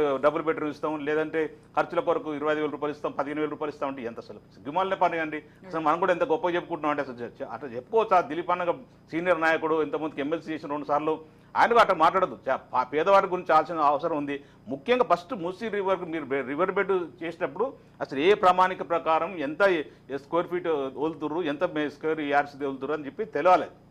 అది తెలిసిన తర్వాత బఫర్ జోన్ ఎంత ముందు అది తేల్చండి, తేల్చిన తర్వాత ఆర్బీఎక్స్ పెట్టండి. ముందే అసలు ఎవరికి ఏం సంబంధం లేకుండా ఆర్బీఎక్స్ అని వేయడం ఇబ్బందికరమైన విషయం. దాని ద్వారా ఇప్పుడు ఒకటే ఈ క్లబ్బులు పబ్బులు పెడితే ఎన్ని కోట్ల రూపాయల లాభం వస్తుంది, ప్రభుత్వానికి ఏం వస్తుంది దీంట్లో విషయం అని చెప్పుకోవాల్సిన అవసరం కూడా ఉంది. ఇప్పుడు కాళేశ్వరం వాటర్ ఉంది, కాళేశ్వరం దాదాపు 80-90 కోట్ల రూపాయలు ఖర్చు పెట్టినాం. దాని ద్వారా దాదాపు 6 జిల్లాలకు 7 జిల్లాలకు వాటర్ వస్తుంది, దానికి లక్షల ఎకరాలు పంట పండుతుంది, గ్రౌండ్ వాటర్ లెవెల్ పెరిగింది, అనేక ప్రాజెక్టులు కట్టుకున్నాం. దాని ద్వారా అట్లా ఉపయోగపడే ప్రాజెక్ట్ కట్టుకోవాలి అని చెప్పేసి 16,000 కోట్ల రూపాయలు 20,000 కోట్ల రూపాయలు పెట్టండి. ఎవరికి ఇబ్బంది కాకుండా సామాన్య ప్రజలకు ఇబ్బంది కాకుండా మీరు పునర్నిర్మాణం చేయండి. మేము వద్దంటలేము, మేము కూడా వెల్కమ్ చెప్తాం. కానీ దాన్ని అడ్డం పెట్టుకొని 1,50,000 కోట్ల రూపాయలు లూటీ చేస్తాం, సామాన్య జనాలను ఇబ్బంది పెడతామంటే మాత్రం బీఆర్ఎస్ పార్టీ ఖచ్చితంగా ఆపోజ్ చేస్తుంది. మీ అవినీతిని ఎండగడతాం. మీరు ఇట్లాంటి ప్రాజెక్టులు పెట్టేసుకొని ముంగట పెట్టేసుకొని పనికిరాని ప్రాజెక్టులు మీరు 6 గ్యారెంటీలు ఎక్కడ పోయినా తెలియదు. మీరు చేస్తే మీరు ఎట్లా హామీలు ఇచ్చి అధికారంలోకి వచ్చారు అది ముందు గుర్తుపెట్టండి. అది చేయకుండా అదన్నీ పక్కన నెట్టేసి ఓన్లీ 1,50,000 మూసినది ముందు పెట్టేసుకొని మూసి పనులు చేయడం కరెక్ట్ గానే కాదు. ముందు 6 గ్యారెంటీలు 13 అంశాలతో కూడిన 6 గ్యారెంటీలని ఇంప్లిమెంట్ చేయండి. ఫస్ట్ 100 రోజులు చేంజ్ ఇప్పుడు దాదాపు ఇంకొక 15 రోజులు అయితే సంవత్సరం అవుతుంది, అంటే 360 రోజులు అవుతుంది. మీరు ఇంతవరకు దాని మీద దృష్టి పెట్టకుండా అదన్నీ పక్కదో పట్టింది ఓన్లీ పరిపాలన ప్రజలను పక్కదో పట్టించే విధంగా పనిచేస్తుంది తప్ప డైవర్షన్ పాలిటిక్స్ తప్ప ఇంతవరకు ఏం లేదు. ఇప్పుడు ఒక్కటే చెప్తున్నాం, రేవంత్ రెడ్డి గారు కానీ లేదా కాంగ్రెస్ నాయకులు కానీ రాహుల్ గాంధీ గారు కానీ ప్రజలకు పనికొచ్చే పనులు చేయండి. ఏందో నల్గొండ ప్రజలు రెచ్చగొడతారు ఈ మధ్యలో తీసుకుపోయి నల్గొండ ప్రజలు. అసలు టాపిక్ లోకి వెళ్దాము. మనం జైలుకి కేటీఆర్, జనాల్లోకి కేసీఆర్, ఇది మన ఇవాళ మెయిన్ టాపిక్. సో దిలీప్ గారు, గత కొన్ని రోజులుగా ఎందుకు టార్గెట్ కేటీఆర్ అనే దానిపైనే కాంగ్రెస్ ప్రభుత్వం కసరత్తులు చేస్తోంది అనేటువంటి మాట వినిపిస్తూ ఉంది. ఏంటి, ఖచ్చితంగా అరెస్ట్ అవుతాను నేను, నన్ను జైలుకు పంపుతారు అని కూడా కేటీఆర్ ఫిక్స్ అయినట్టుగానే కనబడుతోంది. ఏ కేసులో అరెస్ట్ చేస్తారనేది ఇప్పుడు ఇక్కడ కీలకం. ఏం జరగబోతుందంటారు? నిజం నాకు కూడా తెలియదు ఫ్రాంక్గా చెప్పాలంటే. ఎందుకంటే మీరే అన్నట్టు మా బాధ్యత గల ఒక మంత్రి గారు దీపావళి గల టపాకాయలు పెడితే అన్నాడు. మేము కూడా అనుకున్నాం ఎవరు అరెస్ట్ అవుతారని. ఎందుకంటే 10 ఎంక్వైరీలు వివిధ సబ్జెక్ట్స్ మీద జరుగుతున్నాయి. ఎలక్ట్రిసిటీ కావచ్చు, లేదా బాలసుబ్రహ్మణ్యం పట్టుకుంటే ఒక్కడి దగ్గర 15,000 కోట్లు రావచ్చు, అమయ్ కుమార్ కావచ్చు, అందరి దగ్గర విచ్చలవిడిగా డబ్బులు 4-5 ఫ్యామిలీ మెంబర్స్ లక్ష కోట్లు వెనకేసుకున్నారని అభియోగం అందరికీ. నేనేంటి సాక్షాత్ ప్రైమ్ మినిస్టర్ వచ్చి కాళేశ్వరం ప్రాజెక్ట్ మిత్రుడికి గవర్నర్ గారు చెప్పారు కదా గొప్పగా, కాదని నేను ప్రతి వాళ్ళు ప్రతి కాంటెంప్లేట్ చేసే స్కీమ్లో మంచి ఉంటుంది, దాంట్లో ఒక విజన్ కూడా ఉంటుంది, కానీ కరప్షన్ కూడా ఉందన్నది కదా అభియోగం. ప్రధానమంత్రి అన్నాడు కాళేశ్వరంతో ఫ్యామిలీ కేసీఆర్ ఫ్యామిలీకి ఏటీఎం పనిగా అన్నాడు. హోమ్ మినిస్టర్ అన్నాడు. మనం అంటాం కాదు, అంత పెద్ద బాధ్యతాయుతమైన పదవుల్లో ఉన్నవాడు, ఇంక్లూడింగ్ మా మంత్రి గారు కూడా పొంగులేటి శ్రీనివాసరెడ్డి గారు అన్నాడంటే వాళ్ళకి ఇంటెలిజెన్స్ నివేదికలు ఉంటాయి. ప్రతి దర్యాప్తు ఈరోజు జరుగుతున్న 10 దర్యాప్తుల యొక్క స్టేజ్ తెలుస్తుంది, ఎక్కడెక్కడ ఎవరు తప్పులు చేశారో తెలుస్తుంది. అది దృష్టిలో పెట్టుకుని వాళ్ళు ఈ కామెంట్స్ చేసి ఉంటారని అనుకుంటారు. అది జరిగిన సందర్భంలో ఈ 10 ఎంక్వైరీల్లో ఎవరెవరో అరెస్ట్ అవుతారు, అధికారులు అరెస్ట్ అవుతారు, అనధికారులు అరెస్ట్ అవుతారు. ఇట్లాంటి కేటీఆర్ కావచ్చు, ఇంకెవరైనా కావచ్చు, I really don't know. KTR arrest చేస్తారా లేదా కేసీఆర్ అరెస్ట్ చేస్తారా? మీరు అన్నట్టు కేటీఆర్ జైలు పోతే, కేసీఆర్ ప్రజల్లో పోతే ఏమవుతుందని ఎక్స్పెక్ట్ చేయలేదు. దానికి పొలిటికల్ మైలేజ్ కొంతవరకు వస్తే రావచ్చు కేసీఆర్కి, ఎందుకంటే ఆయన పాపం ఎన్నడూ రాలే కదా 10 ఏళ్లలో. మొన్న ఆ మధ్య నల్గొండకు ఎక్కడికి బస్సు యాత్ర పోతే జనం అంతా ఎగబడి చూశారు, మా 10 ఏళ్లను మా ముఖ్యమంత్రి ఎట్లుంటాడు. అది మరి మళ్ళా బయలుదేరిపోతే ఇంకా కొన్ని ప్రాంతాల లోపల ఎప్పుడు చూడలేదు కాబట్టి 10 ఏళ్ళ నుంచి ఎప్పుడు ఉద్యమకారులు కనుక కేసీఆర్ మళ్ళీ అధికారులు ఉన్నప్పుడు ఒకనాడు సీఎం ప్రజల దగ్గర రాకపోయారు కాబట్టి చూస్తారేమో ఎగబడి. దిలీప్ గారు, అవుట్ ఆఫ్ ది బాక్స్ నేను ఒక క్వశ్చన్ అడుగుతాను. అంటే కేటీఆర్ కనుక నిజంగా అరెస్ట్ అయ్యి జైలుకు వెళ్తే అది ఖచ్చితంగా బీఆర్ఎస్ పార్టీకి మైలేజ్ తెచ్చేటువంటి అంశమే. ఇప్పుడు పొలిటికల్ ప్రజెంట్ సినారియో కనుక చూసుకుంటే ఏ వ్యక్తి అంటే టాప్ పొలిటీషియన్ కనుక అరెస్ట్ అయ్యి జైలుకు వెళ్తే నెక్స్ట్ వచ్చిన తర్వాత వాళ్ళ ఫ్యూచర్ సీఎం చైర్ అనేది మనం చూస్తూనే ఉన్నాం, అటు ఏపీలో కావచ్చు ఇక్కడ తెలంగాణలో కావచ్చు, అదే జరిగింది. సో ఇది మైలేజ్ కాదంటారా బీఆర్ఎస్కి? నేను ఏమంటున్నానంటే మీరు అన్న ప్రకారం ఆయన అరెస్ట్ చేస్తే లేదా టెలిఫోన్ స్కామ్ ఒకటి జరుగుతుంది, దాని మీద ఎంక్వైరీ జరుగుతుంది, అక్కడ ఒక ఇద్దరిని అరెస్ట్ చేస్తే వీళ్ళకి పొలిటికల్ మీద వచ్చి రాబోయే రోజుల్లో అధికారం చేపడతారనేది మీరు అనేటువంటి దాన్ని ఒక బేసిక్ ప్రిన్సిపల్గా తీసుకుంటే మేము చేస్తున్న 10 ఎంక్వైరీలు కూడా మానేయాలి. రేపొద్దున ఒకటి ఏమి రూల్ పెట్టాలంటే ఎవరి ఇష్టం వచ్చినంత వాడు సంపాదించుకోండి, లక్షల కోట్లు ప్రజాధనం లూటీ చేసినా ఏ విధమైన ఎంక్వైరీలు జరగవు, ఎవరికి జైలు పోరనేటువంటి హామీ ఇస్తున్నామని చెప్పాలి. అది కరెక్టా? రేపటి వాళ్ళు తప్పులు చేసి లక్షల కోట్లు సంపాదించి ఈరోజు ఆరోపణలు ఎదుర్కొని ఎంక్వైరీలు ఎదుర్కొంటే ఆయన అరెస్ట్ అవుతాడు. కవిత అరెస్ట్ కాలే, మరి ఏ పొలిటికల్ మైలేజ్ వచ్చిందో నాకు తెలియదు. మరి ఎంపీ ఎలక్షన్స్ అయ్యేవరకల్లా ఈ 39 ఎమ్మెల్యేలు ఉన్నటువంటి బీఆర్ఎస్ ఒక్కసారిగా కొలాప్స్ అయ్యి 0 అయింది. ఒక్క సీటు కూడా రాలేదు. వాళ్ళకున్న ఓటు బ్యాంక్ అంతా బీజేపీకి ట్రాన్స్ఫర్ చేశారని ఒక అభియోగం. ఆ కారణం చేతనే 8 మంది ఎమ్మెల్యేలు ఉన్న బీజేపీ 1-2 ఎంపీలు గెలవాల్సిన బీజేపీ 8 ఎంపీ స్థానాలు గెలిచింది ఏకంగా. సో పొలిటికల్ మైలేజ్ వీళ్ళకు పోయింది, వాళ్ళకు వచ్చింది. మేము 12-13 గెలుస్తాం అనుకుంటే మేము 8 గెలిచాం. రకరకాల ఈక్వేషన్స్ లో రాజకీయాల్లో మీరు అన్నట్టు జరుగుతుండొచ్చు. అంత మాత్రం చేత అభియోగాలు ఉన్న సందర్భంలో, ఎంక్వైరీలు జరుగుతున్న సందర్భంలో మనం బ్లాంకెట్ గా అందరికి కూడా పాలిటీషియన్స్ కి రిలీఫ్ ఇచ్చేసి మీకు మాత్రం ఏం చేయం, నీళ్ళు మాత్రం పట్టుకుంటాం అధికారులను అనొచ్చా? సో ఎంక్వైరీ జరగాలి. ఇంతకాలం మనం అభియోగాలు పెట్టాము, వాళ్ళకు నిజమేదో తెరవాలి. ఎలక్ట్రిసిటీలో జరిగిన అవకతవకలేంటి, టెలి స్కామ్ లో జరిగిన అవకతవకలేంటి, కాళేశ్వరంలో జరిగిన అవకతవకలేంటి, ఏదైనా కావచ్చు. ఒక 10 ఎంక్వైరీ జరుగుతున్నాయి. అవన్నింటిలో కూడా వాస్తవాలు ప్రజలకు తెలుసుకునే హక్కు ఉందంటారా లేదంటారా? సో లెట్ us see అది పొలిటికల్ మైలేజ్ వాళ్ళకి వస్తుందా, ఎవరెవరు అరెస్ట్ అయితే వాళ్ళందరూ రేపు రాబోయే రోజుల్లో తెలంగాణకు ముఖ్యమంత్రులు అవుతారా? I don't know really. మీరే చెప్పాలి. రైట్, నాగరాజ్ గారితో మాట్లాడదు. నాగరాజ్ గారు, అంటే కాంగ్రెస్ ఒక్కటే కేటీఆర్ పైన విమర్శలు చేస్తూ వ్యక్తిగతంగా టార్గెట్ చేస్తే అది వ్యక్తిగత కక్ష సాధింపు లా చూస్తారు, ఆ యాంగిల్లోకి వెళ్తుంది. కాబట్టి బీజేపీ సపోర్ట్ కూడా తీసుకుందాము, బీజేపీ నేతలు కూడా కేటీఆర్ని ఎయిమ్ చేస్తూ టార్గెట్ చేసే విధంగా వాళ్ళని కూడా మనం ప్రొవోక్ చేద్దాం అన్న రీతిలో కాంగ్రెస్ ప్రవర్తిస్తోంది. అందుకే ఈ మధ్య బండి సంజయ్ కేటీఆర్ని విపరీతంగా ఆయనని విమర్శిస్తూ ఉన్నారు అనేటువంటిది జనరల్గా ఉన్నటువంటి ఒక టాపిక్. ఏమంటారు మీరు? ముందుగా విషయానికి వస్తే ఏంటంటే జైలుకు కేటీఆర్, జనంలోకి కేసీఆర్ అనే మీరు టాపిక్ తీసుకున్నారు. వాస్తవానికి ఇక్కడ రాష్ట్రంలో ఏంటంటే కాలయాపన పాలిటిక్స్ జరుగుతున్నాయి. కానీ బీజేపీ విషయంలో ఒక కట్టుదిట్టమైన ప్రణాళికబద్ధంగా జనం పక్షాన ఒక కుటుంబ పార్టీలు కాదు బీజేపీ. జనం కోసం, దేశం కోసం, ధర్మం కోసం పడుబడే పార్టీ ఇది. ఇది ఎవరికి అంటే ఒక పాలిటిక్స్ చేసేది ఎవరికంటే జనం సంక్షేమం కోసం చేస్తుంది. కానీ ఇక్కడ ఉన్నప్పుడు మొన్న జరిగిన అసెంబ్లీ ఎన్నికలలో ఏదైతే సాక్షాత్తు నరేంద్ర మోదీ గారు, అమిత్ షా గారు వచ్చిండ్రు, ఖచ్చితంగా మేనిఫెస్టోలో పెట్టారు ఏంటి, కేసీఆర్ చేసిన అవినీతి, 1,00,000 కోట్ల అవినీతి, కాళేశ్వరం ప్రాజెక్టు, మేడిగడ్డ ప్రాజెక్టు, ఇవన్నీ కూడా మేము తీస్తామని చెప్పి చెప్పడం జరిగింది. ఏదైతే బీజేపీ చెప్తుందో దానికి స్టాండ్ తీసుకుంటాం. కానీ ఇక్కడ ఏం జరుగుతుందంటే కాలయాపన పాలిటిక్స్ జరుగుతున్నాయని చెప్పి జనం గమనించాల్సిన అవసరం ఉంది. ఇక్కడ జనాన్ని పిచ్చోళ్ళని చేసే తరికలా ఇక్కడ కేటీఆర్ ను రేవంత్ రెడ్డి గారు అండర్స్టాండింగ్ పాలిటిక్స్ చేస్తున్నట్టు కనిపిస్తుంది. వాళ్ళిద్దరు కలిసి చేస్తున్నారని వీరంటారు, మీరిద్దరు కలిసిపోయారని వీళ్ళు అంటారు. అసలు ఎవరిద్దరు కలిసిపోయారనేది జనాలకి పెద్ద క్వశ్చన్ మార్క్. దీని మీద మీకు ఆన్సర్ ఇచ్చేది ఏంటంటే మేడం, యాక్చువల్లీ ఇక్కడ మనకి ఇప్పుడు జీతాలు ఇచ్చే పరిస్థితులనే లేదు రేవంత్ రెడ్డి సర్కార్. ఇలా కాంగ్రెస్ ప్రభుత్వం ఇలా జీతాలు ఇచ్చే పరిస్థితే లేదు.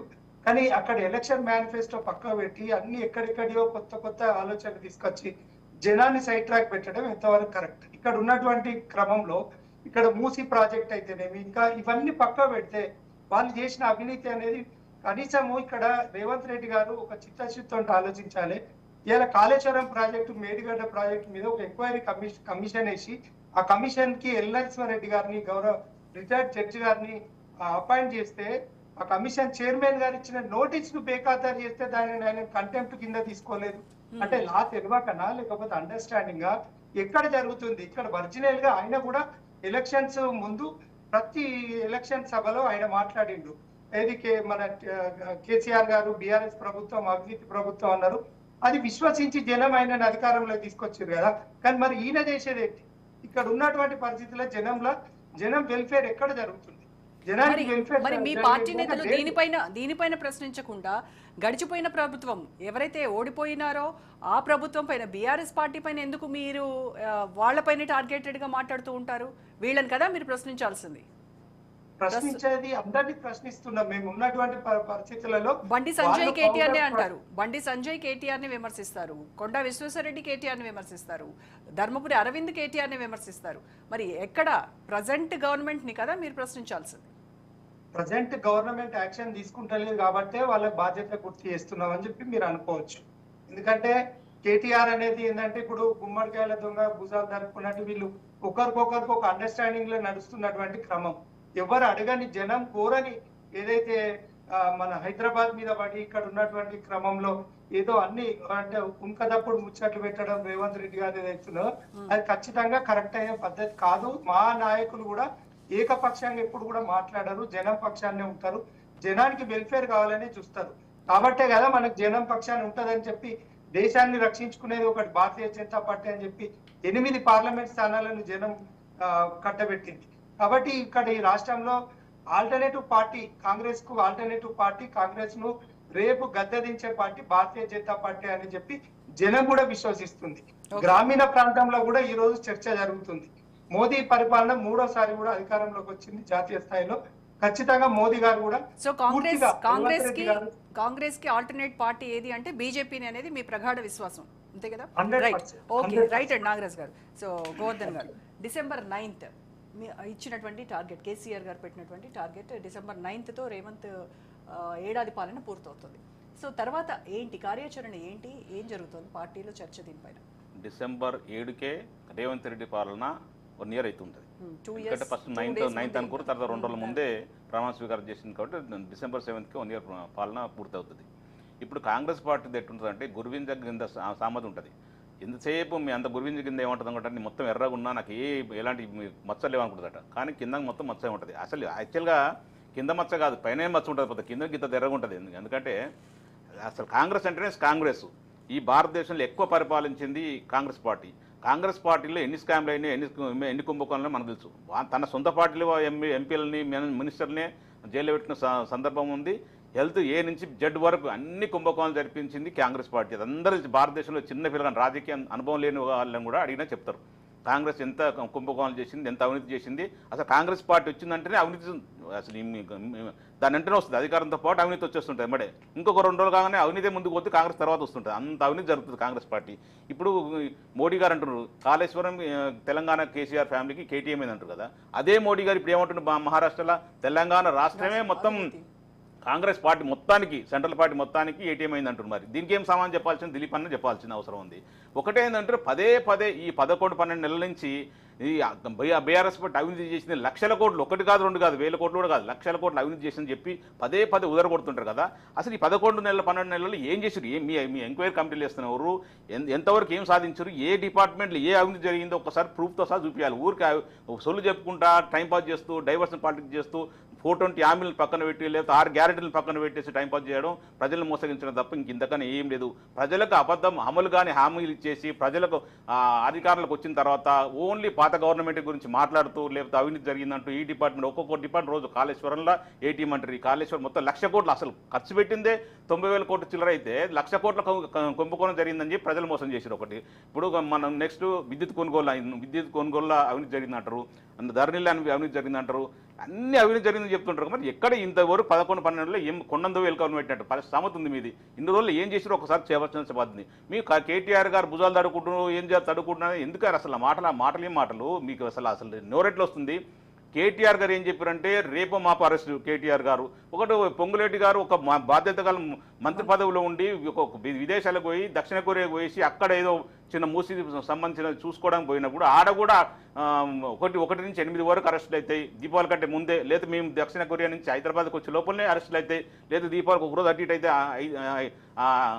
అరెస్టులు అయితే అని చెప్పి తర్వాత మొన్న వరంగల్లో తొర్రూరులో సభలు మాట్లాడుతూ అరెస్టులు కాదు అటం బాంబులు వెళ్తాయని చెప్పిండు. అసలు బుద్ధి ఉండాలి ఇతన మంత్రులు కానీ ఒక బాధ్యతమైతమైన పదవులు ఉంటూ ఒక మంచి ప్రజలకు ఏదో హామీలు ఇచ్చారో అవి వాటి మీద దృష్టి పెట్టకుండా రుణమాఫీ కానీ 2 లక్షల రుణమాఫీ కానీ లేకపోతే 2000 పింఛన్ 4000 చేస్తుందని చెప్పేసి మహిళలకు 2500 ఇస్తానని చెప్పేసి నిరుద్యోగ వృత్తి ఇస్తానని చెప్పేసి అనేక వాగ్దానాలు చేశారు. అవన్నీ గాల్లో కలిపేశారు.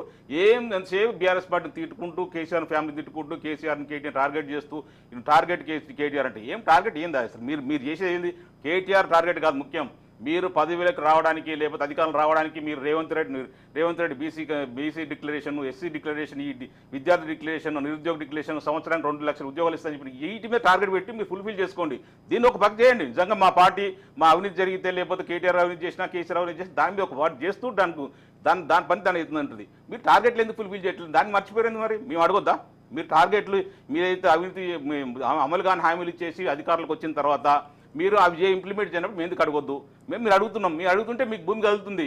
మేము ప్రశ్నించొద్దు, మిమ్మల్ని ఏం అడగొద్దు. మీరు చేసిన లంగా పనులకు లంగా హామీలకు అన్నిటికీ మీరు చేస్తుంటే మీకు కాము కూర్చోవాలన్నా? ప్రజలకు ఏదైతే తప్పుడు హామీలు ఇచ్చేసి మీరు అధికారులకు వచ్చారో ఇంప్లిమెంట్ చేయని అడుగుతున్నాం. అది తట్టుకోలేక మీరు డైవర్షన్ పాలిటిక్స్ చేస్తూ ఈ రోజుకు ఒక కుంభకోణం అని చెప్పేసి రోజుకు 1 లక్షల కోట్ల రూపాయలు అవినీతి జరిగిందని చెప్పేసి ఇంతవరకు ₹1 పట్టుకోరు ఎక్కడన్నా. సంవత్సరం గవర్నమెంట్ కావచ్చు, ఇంకా 15 రోజులు సంవత్సరం అయితే సంవత్సరాల్లో ఒక్క అవినీతి నిరూపించగలిగిరా? ఈ కార్స్ రేస్ అంటారు, దాంట్లో 55 కోట్లు. మా మంత్రి గారు క్లియర్గా మన ప్రెస్ మీట్ చెప్పడం జరిగింది. నేను ప్రభుత్వ ప్రతినిధిని, ప్రభుత్వంలో అధికారంలో ఉన్నామని, వైస్ చైర్మన్ హెచ్ఎండికి వైస్ చైర్మన్ని, నాకు హక్కు ఉన్నది 55 కోట్ల రూపాయలు బ్రాండ్ ఇమేజ్ పెంచడానికి పంపించిన మాట వాస్తవమే. ఇందులో అరవింద్ కుమార్ తప్పు లేదు, నేను చెప్తేనే పంపించానని చెప్పి ఓపెన్ చెప్పిండు. ఇంకా అంతకన్నా ఇంకేం కావాలి నీకు? అది పక్కన పెట్టేసి దిలీప్ గారితో మాట్లాడదాం. సార్ దిలీప్ గారు, అలా ఇంకా చాలు మేడం, ఇట్లా ఇద్దాం అన్నీ మర్చిపోతారు, కొన్ని చెప్తూ ఉంటే ఆయన ఆన్సర్ చేస్తారు. దిలీప్ గారు, ఇచ్చినటువంటి హామీలని మీరు ఫుల్ఫిల్ చేసేందుకు ఆ దిశగా మీరు టార్గెట్ చేయండి, అంతేగాని ఇవన్నీ చట్టం తన పని తాను చేసుకుపోతూనే ఉంటుంది. అవినీతి కనుక చేస్తే ఖచ్చితంగా ఏం జరగాలో అదే జరుగుతుంది అని చెప్తున్నారు. కానివ్వండి, ఆ ఎంక్వైరీస్ గురించి కదా వీళ్ళ భయం బాధ కూడా. మేం కాదు డైవర్షన్ పాలిటిక్స్ చేసేది, వీళ్ళు చేస్తున్నారు. ఈ అంశాన్ని ఆ అంశాన్ని గ్లోరిఫై చేసి డైవర్ట్ చేసి పబ్లిక్ అటెన్షన్. రేపొద్దున రాబోయే రోజులు మేము అరెస్ట్ అయితే కానీ చేస్తే చేయని చేసిన తర్వాత పొలిటికల్ మ్యారేజ్ తీసుకునే ప్రయత్నం తప్ప మరొకటి కాదు. నేనేమంటే హామీలు ఇష్టమాట వాస్తవమే. వాళ్ళు కర్నూలు చావుకి కొంత కారణాలలాగా ఆ రోజు ఆల్టర్నేట్ కింద ప్రజలు మమ్మల్ని చూశారు. ఒకనొక సందర్భంలో కొంతకాలం వరకు బీజేపీ అనుకున్నారు. బీజేపీని బండి సంజయ్ ఎందుకు తీసేశారో ఎవరికి అర్థం కాదు. నేను కూడా ఆ పార్టీ అప్పుడు ఉన్నా. ఎక్కడ ఏ మీటింగ్ పోయినా ప్రతి సామాన్య కార్యకర్త కూడా అసలు ముందు బండి సంజయ్ మార్చవచ్చు చెప్పని అడిగారు. మరి సమాధానం ఉండేది కాదు. ఆయన తీసేసిన తర్వాత బీజేపీ కొలాప్స్ అయింది. సరే, బండి సంజయ్ తీసారా, ఇది పక్కన పెడదాం. దిలీప్ గారు దయచేసి ఈయన అడిగిన దానికి ఆన్సర్ చేయండి. కొన్ని క్వశ్చన్స్ ఇచ్చారు. ఎందుకు ఇచ్చిన హామీల అమలు? హామీల గురించి చెప్తున్నాం. మేము అనుకున్న దానికంటే 2 లక్షల కోట్ల అప్పు ఎక్కువ ఉండేది. ఈ మధ్య కాలంలో 80,000 కోట్ల అప్పు తీసుకొస్తే గతంలో వీళ్ళు తీసుకున్న అప్పులకు మిత్తి గడడానికి 40,000 పోయినాయి. సంక్షేమ పథకాలకు కేవలం 40,000 crores మాత్రమే చేసుకోవాలి. కాబట్టి వేస్ అండ్ మీన్స్ పొజిషన్ చూసుకొని ప్రతి డిపార్ట్మెంట్కి వైట్ పేపర్ ప్రకటించారు. ఎంత నష్టాలు ఉన్నాం, ఎంత ఊబీలో ఉంది తెలంగాణ, అది కోలుకోవడానికి సమయం పడుతుందని అందరూ చెప్తున్నారు. సో 3-4 హామీలు ఈరోజు ఇంప్లిమెంటేషన్ చేసినా మిగిలిన వాటిని కూడా లోకల్ బాడీ ఎలక్షన్స్ బీసీ జనగణన పురగణన జరుగుతుంది. అదే పేరుకి 2 months అయితే పడుతుంది. జనవరి ఆర్ ఫిబ్రవరి ఎండ్కల్లా ఎలక్షన్స్ అవుతాయి. ఆ లోపల కనుక మిగిలిన హామీలు మేము నెరవేర్చకపోతే ఖచ్చితంగా పొలిటికల్ మేము లాస్ అవుతాయి. మాకు పడుకున్న బీఆర్ఎస్ కూడా లేచే పరిస్థితి వస్తుంది. వాళ్ళకి మేము ఒక వెపన్ అందించినట్టు అవుతుంది. కాబట్టి వీఆర్ వెరీ కాన్షియస్. ఇవన్నీ హామీలు కూడా రేపు రాబోయే ఎలక్షన్స్ లోపల మేము ఇంప్లిమెంట్ చేస్తాం. కాబట్టి మేము ఇచ్చిన హామీలు వీళ్ళు ఇంప్లిమెంట్. వీరు అసలు అవినీతి కప్పిపుచ్చుకోవడానికి కదా వీళ్ళు మాట్లాడే మా మీద అధికారులు అన్న దిలీప్ అన్న, మీరు అధికారంలో ఉన్నాడు, మేము ఎంత కప్పిపుచ్చుకున్నా మీరు అధికారం ఉందిగా, మీరు ఫైట్ చేయండి. మీరు కాదంటలేం కదా, ఎంక్వైరీ చేస్తారు కదా, చేయండి. నిజంగా కూడా అవినీతి జరిగితే 100% ఎవరైనా దీన్ని లోపల పెట్టండి. మేము కాదంటలే కదా, దాన్ని మేము తప్పించుకోవట్లేము, భయపడతలేము, వణుకుతలేం కదా. మీ ఊరికే లీకులు ఇచ్చి మీరు టైం పాస్ చేయకండి అంటున్నాం. నిజంగా అవినీతి జరిగితే 100% అరెస్ట్ చేయండి, జైల్లో పెట్టని చెప్పి మా కేటీఆర్ గారు చెప్తున్నారు, అందరూ చెప్తున్నాం కదా, మేము కూడా చెప్తున్నాం కదా. ఏ చిన్న నాయకుడు కానీ పెద్ద నాయకుడు వరకు ఎవరు అవినీతి చేసినా కూడా ఎంక్వైరీ చేస్తే నిజంగా ప్రూఫ్తో ఉంటే జైల్లో పెట్టండి. మేము కాదంటలేదు ఎక్కడ కూడా. కానీ ఊరికే ఆ లీకులు ఇచ్చుకుని టైం పాస్ చేయొద్దని అసలు గవర్నమెంట్ ఏదైతే మీరు హామీలు ఇచ్చారో వాటి మీద ఫస్ట్ టార్గెట్ ఫోకస్ పెట్టండి అని చెప్తున్నాం. మీరు రిక్వెస్ట్ ఏంటంటే ప్రజలకు ఏదో మీ మీద గౌరవం కొద్దో లేకపోతే మీరు ఇచ్చిన హామీల మీదనో గొప్ప నమ్మకంతో మీకు ఓట్లేసి గెలిపించారు, 64 సీట్లు ఇచ్చారు, దాన్ని నిలబెట్టుకునే ప్రయత్నం చేయండి. ఏదైతే హామీలు ఇచ్చిందో దాని మీద ఫుల్ ఫోకస్ పెట్టి 10% ఈ అవినీతి మీద గత గవర్నమెంట్ ఏం చేసింది దాని మీద 10% పెట్టండి. 90% మీ అధికారులను టార్గెట్ పెట్టకుండా మీ హామీల మీద ఫోకస్ పెట్టకుండా టైప్ ఆన్ చేయొద్దని మీకు పర్సనల్ గా రిక్వెస్ట్ చేస్తున్నాను అన్న. మీరు నాగరాజ్ గారికి ఇంకొకటి లేలే అన్న, మీరు ఒకటి అన్న ఇప్పుడు ఇంకొకటి చెప్తారు అన్న దిలీప్ అన్న, మీరు 2 లక్షల రూపాయలు అనుకున్న దానికంటే 2 లక్షల కోట్ల అప్పు ఎక్కువైందని చెప్తారు కదా అన్న. కరెక్ట్ గా అన్న, మీరు ఇప్పుడు తెలివి గల వాళ్ళు, మీరు మంచిగా కేసీఆర్ మాకంటే ఎక్కువ మీకు కేసీఆర్ దగ్గర మీకు తెలిసినారు, ఈ రాష్ట్ర ఆర్థిక పరిస్థితి మొత్తం తెలుసు. బట్టి గారు అప్పుడు ఎల్పీ లీడర్గా ఉన్నప్పుడు క్లియర్గా అప్పుడే మెన్షన్ చేశారు కదా 2 లక్షల కోట్లు అప్పయింది, మొత్తం రాష్ట్రం అప్పులపాలని చెప్పి ఇప్పుడు 2 లక్షల కోట్లు అప్పయిందని చెప్పేసి మీరు ఇచ్చిన హామీలను పక్కదో పట్టించే ప్రయత్నం చేయడం కరెక్ట్ కాదన్న. వాస్తవానికి ఏంటంటే మొత్తం మీకు తెలుసు రాష్ట్ర ఆర్థిక పరిస్థితి మొత్తం తెలిసే మీరు ఊరికే అధికారం రామనుకుర్రో మరి ఏమనుకుర్రో మీ ఉద్దేశం ఏముండదు. కానీ ఇష్టానుసారం 2,000 రూపాయలు పెంచి 4,000 రూపాయలు మనిషి ప్రతి అమ్మాయికి 18 సంవత్సరాలు నిన్న అమ్మాయికి 57 సంవత్సరాల లోపల ఉన్నారు ప్రతి ఒక్కరు 2,000 రూపాయలు ఇస్తాను ఒక్కరికని చెప్పారు. అందరికీ ఇంట్లో ఎంతమంది అంతమందికి ఇస్తాను చెప్పారు. ఇష్టానుసారం 2 లక్షలు రుణమాఫీ అన్నారు, అమ్మాయిలకు స్కూటీలు ఇప్పిస్తాను చెప్పారు, 5 లక్షల రూపాయలు గ్యారంటీ ఇచ్చి స్టూడెంట్స్ గ్యారంటీ ఇచ్చారు. అసలు ఇచ్చారు అది ఆల్ ఫ్రీ. కాంగ్రెస్ పార్టీ అంటే ఇప్పుడు ఆల్ ఫ్రీ అయిపోయింది మొత్తం. ఏది ఇది ఫ్రీ అంత ఇంకా అంతకంచం ఏం లేదు. మీ తినాలి మా తినాలి అంటుంది తప్ప ఇంక అంతకు మించి ఏం లేదు ఇక్కడ. ఇప్పుడు పార్లమెంట్ ఎలక్షన్ గురించి సందర్భం వచ్చింది. పార్లమెంట్ ఎలక్షన్ లో మీ నిజంగా వాస్తవంగా మీ గుండె మీద చేసుకొని చెప్పండి అన్న, కాంగ్రెస్ పార్టీ బీజేపీకి సపోర్ట్ చేసిందా, బీజేపీ కాంగ్రెస్ పార్టీ సపోర్ట్ చేసిందా అన్న? ఒక్కొక్కసారి కాంగ్రెస్ పార్టీ గెలిచే ప్లేస్లలో కూడా బీజేపీ వాళ్ళకి అవకాశం కల్పించారు. మీరు అట్లా మాట్లాడి కరెక్ట్ అన్న. ఇంకోటి నాగరాజు గురించి చెప్తున్నాను, మేము ఒకటి చెప్తున్నాం, కాంగ్రెస్ బీజేపీ ఒకటి అనడానికి 100 రీజన్లు ఉన్నాయి. నెంబర్ 1 ఒకటి ఉజ్వల దాని మీద నిజంగా కూడా కేటీఆర్ కంప్లీట్ ఇచ్చాడు. నాగరాజు ఒక నిమిషం టైం అయినా నాగరాజు అన్న 2 నిమిషాలు మీరు మాట్లాడండి, మీరు మాట్లాడే ఒక్క మాట మాట్లాడాలి. నాగరాజు అన్న 1 నిమిషం టైం ఇవ్వండి, నాగరాజు గారు 1 నిమిషం టైం ఇవ్వండి. మీరు మాట్లాడాక మీరు మాట్లాడి కాదంటే మీరు మాట్లాడే ఒక్క మాట కూడా మాట్లాడలేదు. నేనేమంటారు అంటే ఉజ్వల దాని మీద ఎందుకు దీన్ని ఎంక్వైరీ చేయట్లేదు? 2,000 కోట్ల రూపాయలు 2,000 కోట్ల రూపాయలు టర్న్ ఓవర్ కంపెనీకి 1,100 కోట్ల రూపాయలు కంపెనీ ఎట్లా ఇస్తారు? ఎట్లా ఇస్తారు చెప్పాల్సిన అవసరం ఉంది ఒకటి. రెండవది మొన్న కర్ణాటకలో వాల్మీకి కుంభకోణం జరిగింది. 54 కోట్ల రూపాయలు తెలంగాణ రాష్ట్రానికి పార్లమెంట్ ఎలక్షన్ టైంలో వచ్చింది. మరి దాని మీద 100 సార్లు ఎవిడెన్స్తో సహా ఉంది. ఏ బ్యాంకుల అకౌంట్లకు ఎంత పోయింది అక్కడ ఓపెన్గా ఒక ముఖ్య మంత్రి గారే దానికి సంబంధించిన మంత్రి గారే ఆత్మహత్య చనిపోయింది. ఆయన తీసేయడం తర్వాత ఆయన ఆత్మహత్య చనిపోయాడు. అంత పెద్ద ఇన్సిడెంట్ జరిగితే కూడా మేము ఎన్నిసార్లు కంప్లైంట్ ఇచ్చినా కూడా మీరు ఎందుకు దాని మీద ఎంక్వైరీ చేయలేకపోతారు? ఒకటి బండి సంజయ్ గారు ఏదైతే ప్రభుత్వంలో ఉండరు, ఇప్పుడు అక్కడ సెంట్రల్ గవర్నమెంట్లో బీజేపీ ఉండి స్టేట్ గవర్నమెంట్లో కాంగ్రెస్ రేవంత్ రెడ్డి ఉంటే రేవంత్ రెడ్డికి బండి సంజయ్ వత్తుకొని తిరుగుతున్నారు. అసలు ఏమైనా ఉందా? మీరు ప్రశ్నించాల్సింది ఎవరిని? అధికారం మా గతంలో ప్రభుత్వంలో ఏమనుకుంటే మాట్లాడండి. దాంతో పాటుగా ప్రజెంట్ ఎవరైతే కాంగ్రెస్ గవర్నమెంట్ ఉందో వాళ్ళని కూడా ప్రశ్నించాల్సిన అవసరం ఉంది.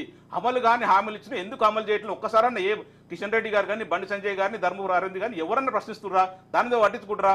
మీరు వాల్మీకి ఎంక్వైరీ ఎందుకు చేయట్లేదు? మీకు చేతిలో ఉంది కదా, సెంట్రల్ గవర్నమెంట్ ఉంది కదా, దాన్ని ఎందుకు చేయట్లేదు? మరి మీరేమంటే మీరు అండర్స్టాండింగ్ కదా కాదా లేదా?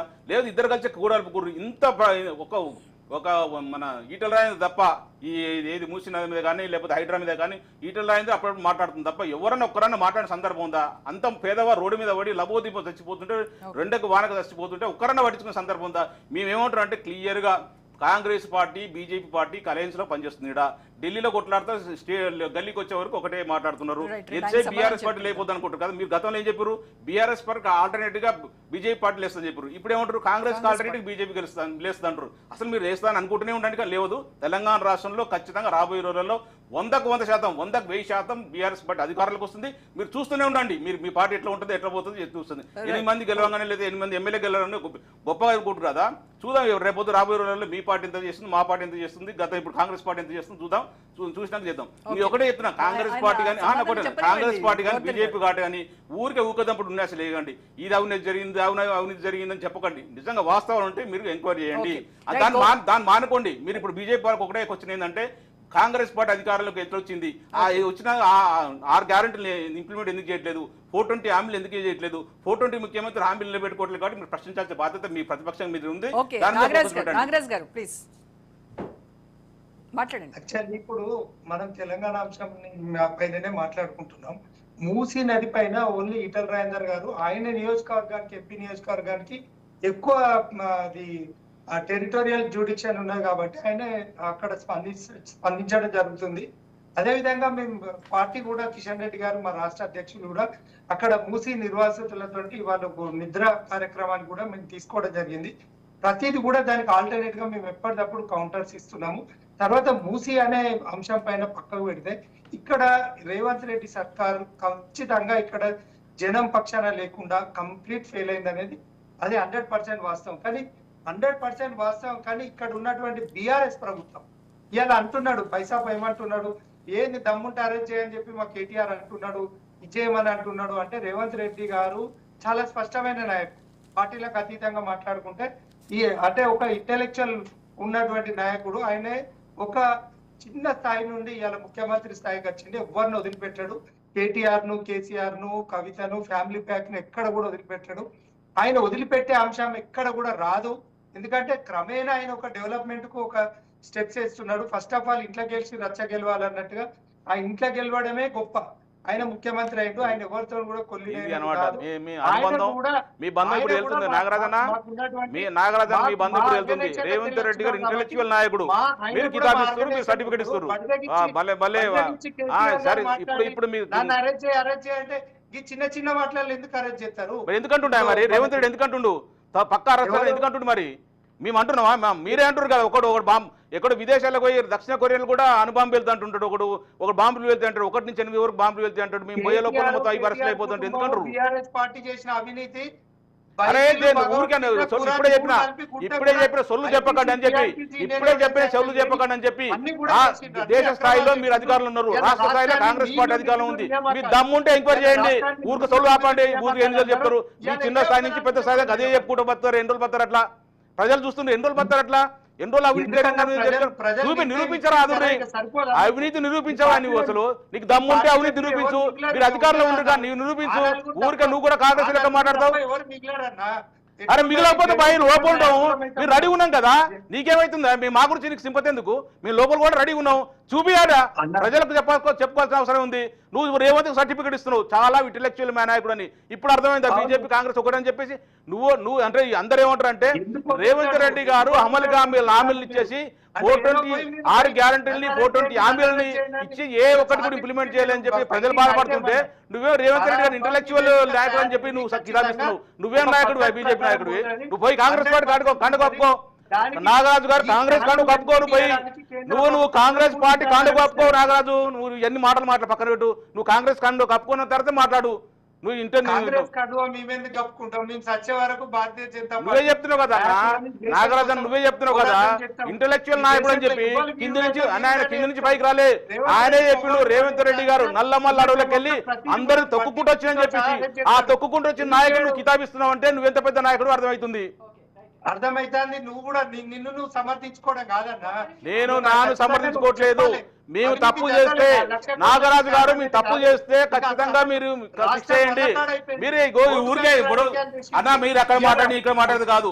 మేము ఒకటి చెప్తున్నా, మేము తప్పు చేస్తే ఎంత పెద్ద నాయకుడు తప్పు చేస్తే శిక్షించండి, మేము కాదనట్లేదు. దాంతో పాటుగా అమలు కాని హామీలని కాంగ్రెస్ పార్టీ ఇచ్చి అధికారులకు వచ్చింది. 13 అంశాలతో కూడిన 6 గ్యారంటీలు ఇంప్లిమెంట్ చేయమని చెప్పి కోరుకుంటున్నాం.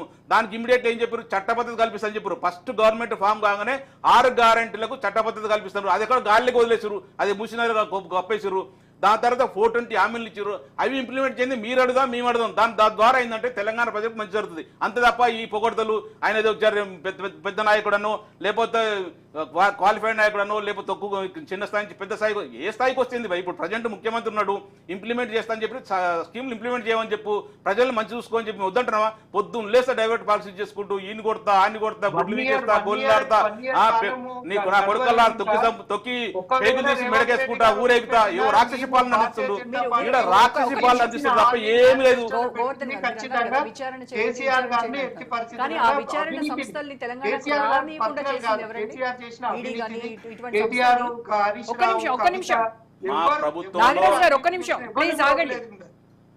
మా ప్రభుత్వంలో సిబిఐ రాకుండా వితౌట్ గవర్నమెంట్ అనుమతి లేకుండా రావద్దని పెట్టిన వాస్తవం. ఇప్పుడు మా గవర్నమెంట్ లేదు కండి, కాంగ్రెస్ గవర్నమెంట్ ఉంది కదా. ఆ తీసేయండి, ఎత్తేసి అనుమతించండి ఈసీబీఐని, ఈడీని, ఇంకా ఐటీని, ఏ డిపార్ట్మెంట్ ఆ డిపార్ట్మెంట్, ఇక్కడ సిఐడి సంబంధించిన అన్ని డిపార్ట్మెంట్ వెళ్ళి కాంగ్రెస్ బీజేపీ 2 దోస్తులు కాబట్టి 2 గవర్నమెంట్లు కలిపేసి మా మీద ఎంక్వైరీ చేయండి. క్లియర్ చెప్తాను, మేము రెడీగా ఉన్నాం కదా. లక్షల కోట్లు అని చెప్పేసి గత ప్రభుత్వం మీ అధికారంలో ఉన్నప్పుడు అదే వాగిర్రు, ఇప్పుడు మీరు అధికారంలోకి వచ్చిన అదే వాగుతుర్రు. లక్షల కోట్ల కుంభకోణం, లక్ష కోట్ల కుంభకోణాలు. ఇంకా ప్రజలు ఎన్ని రోజులు మోసం చేస్తారు? ప్రజలు ఎన్ని రోజులు మోసం చేస్తారు? ప్రజలు ఎందుకు ఇబ్బంది పెడతారు? మీరు సరే అనవసరం ఎందుకు? మీరు నిజంగా వాస్తవం ఉంటే చెప్పరాదా? దమ్ము లేకుంటే ఏదో సులువు చెప్పుకుంటారా? నీకు దమ్ము ఉంటే చెప్ప ఎంక్వైరీ చేయరాదా? నేను నాగరాజు గారు మీరు ఎంక్వైరీ చేయండి, దమ్ము ఉంటే మీకు ఎంక్వైరీ చేయండి. మేము క్లియర్ చెప్తున్నాం. మేము ఒక చిన్న కార్యకర్తగా చెప్తున్నా, మా నాయకులు మా పెద్ద అధిష్టానం ఏమన్నా గవర్నమెంట్ ఉన్నప్పుడు అవకతవకలు జరిగితే దాని మీద ఎంక్వైరీ చేయండి. మీ సిబిఐ సంస్థ ఉంది, ఐటీ సంస్థ ఉంది, ఈడీ సంస్థలు ఉన్నాయి. మీరు కాంగ్రెస్ పార్టీ సంబంధించిన సిఐడి సంస్థలు, వేరు సంస్థలు అన్ని కలిసి ఎంక్వైరీ చేయండి. నువ్వు వాగితే కాదు, వాస్తవం నేను అడిగిన సమాధానం చెప్పచ్చు. తర్వాత విషయం తర్వాత మాట్లాడదాం. మేము అడిగిన దానికి ఏం సమాధానం చెప్తావు? నువ్వేం చెప్తున్నావు? మీరు ఎంక్వైరీ చేసిన దాకా ఊరికే లక్షల కోట్లు సంపాదించాలంటే మాత్రం బాగుండదు. మీ బీజేపీ పార్టీ బాగుండదు, కాంగ్రెస్ పార్టీ బాగుండదు. నువ్వు ఎంక్వైరీ చేయండి, శిక్షించండి. కానీ ఇక్కడ జరుగుతున్న అధికారులకు వచ్చిన కాంగ్రెస్ పార్టీ ప్రశ్నించాల్సిన బాధ్యత మీ బీజేపీ ఉంది.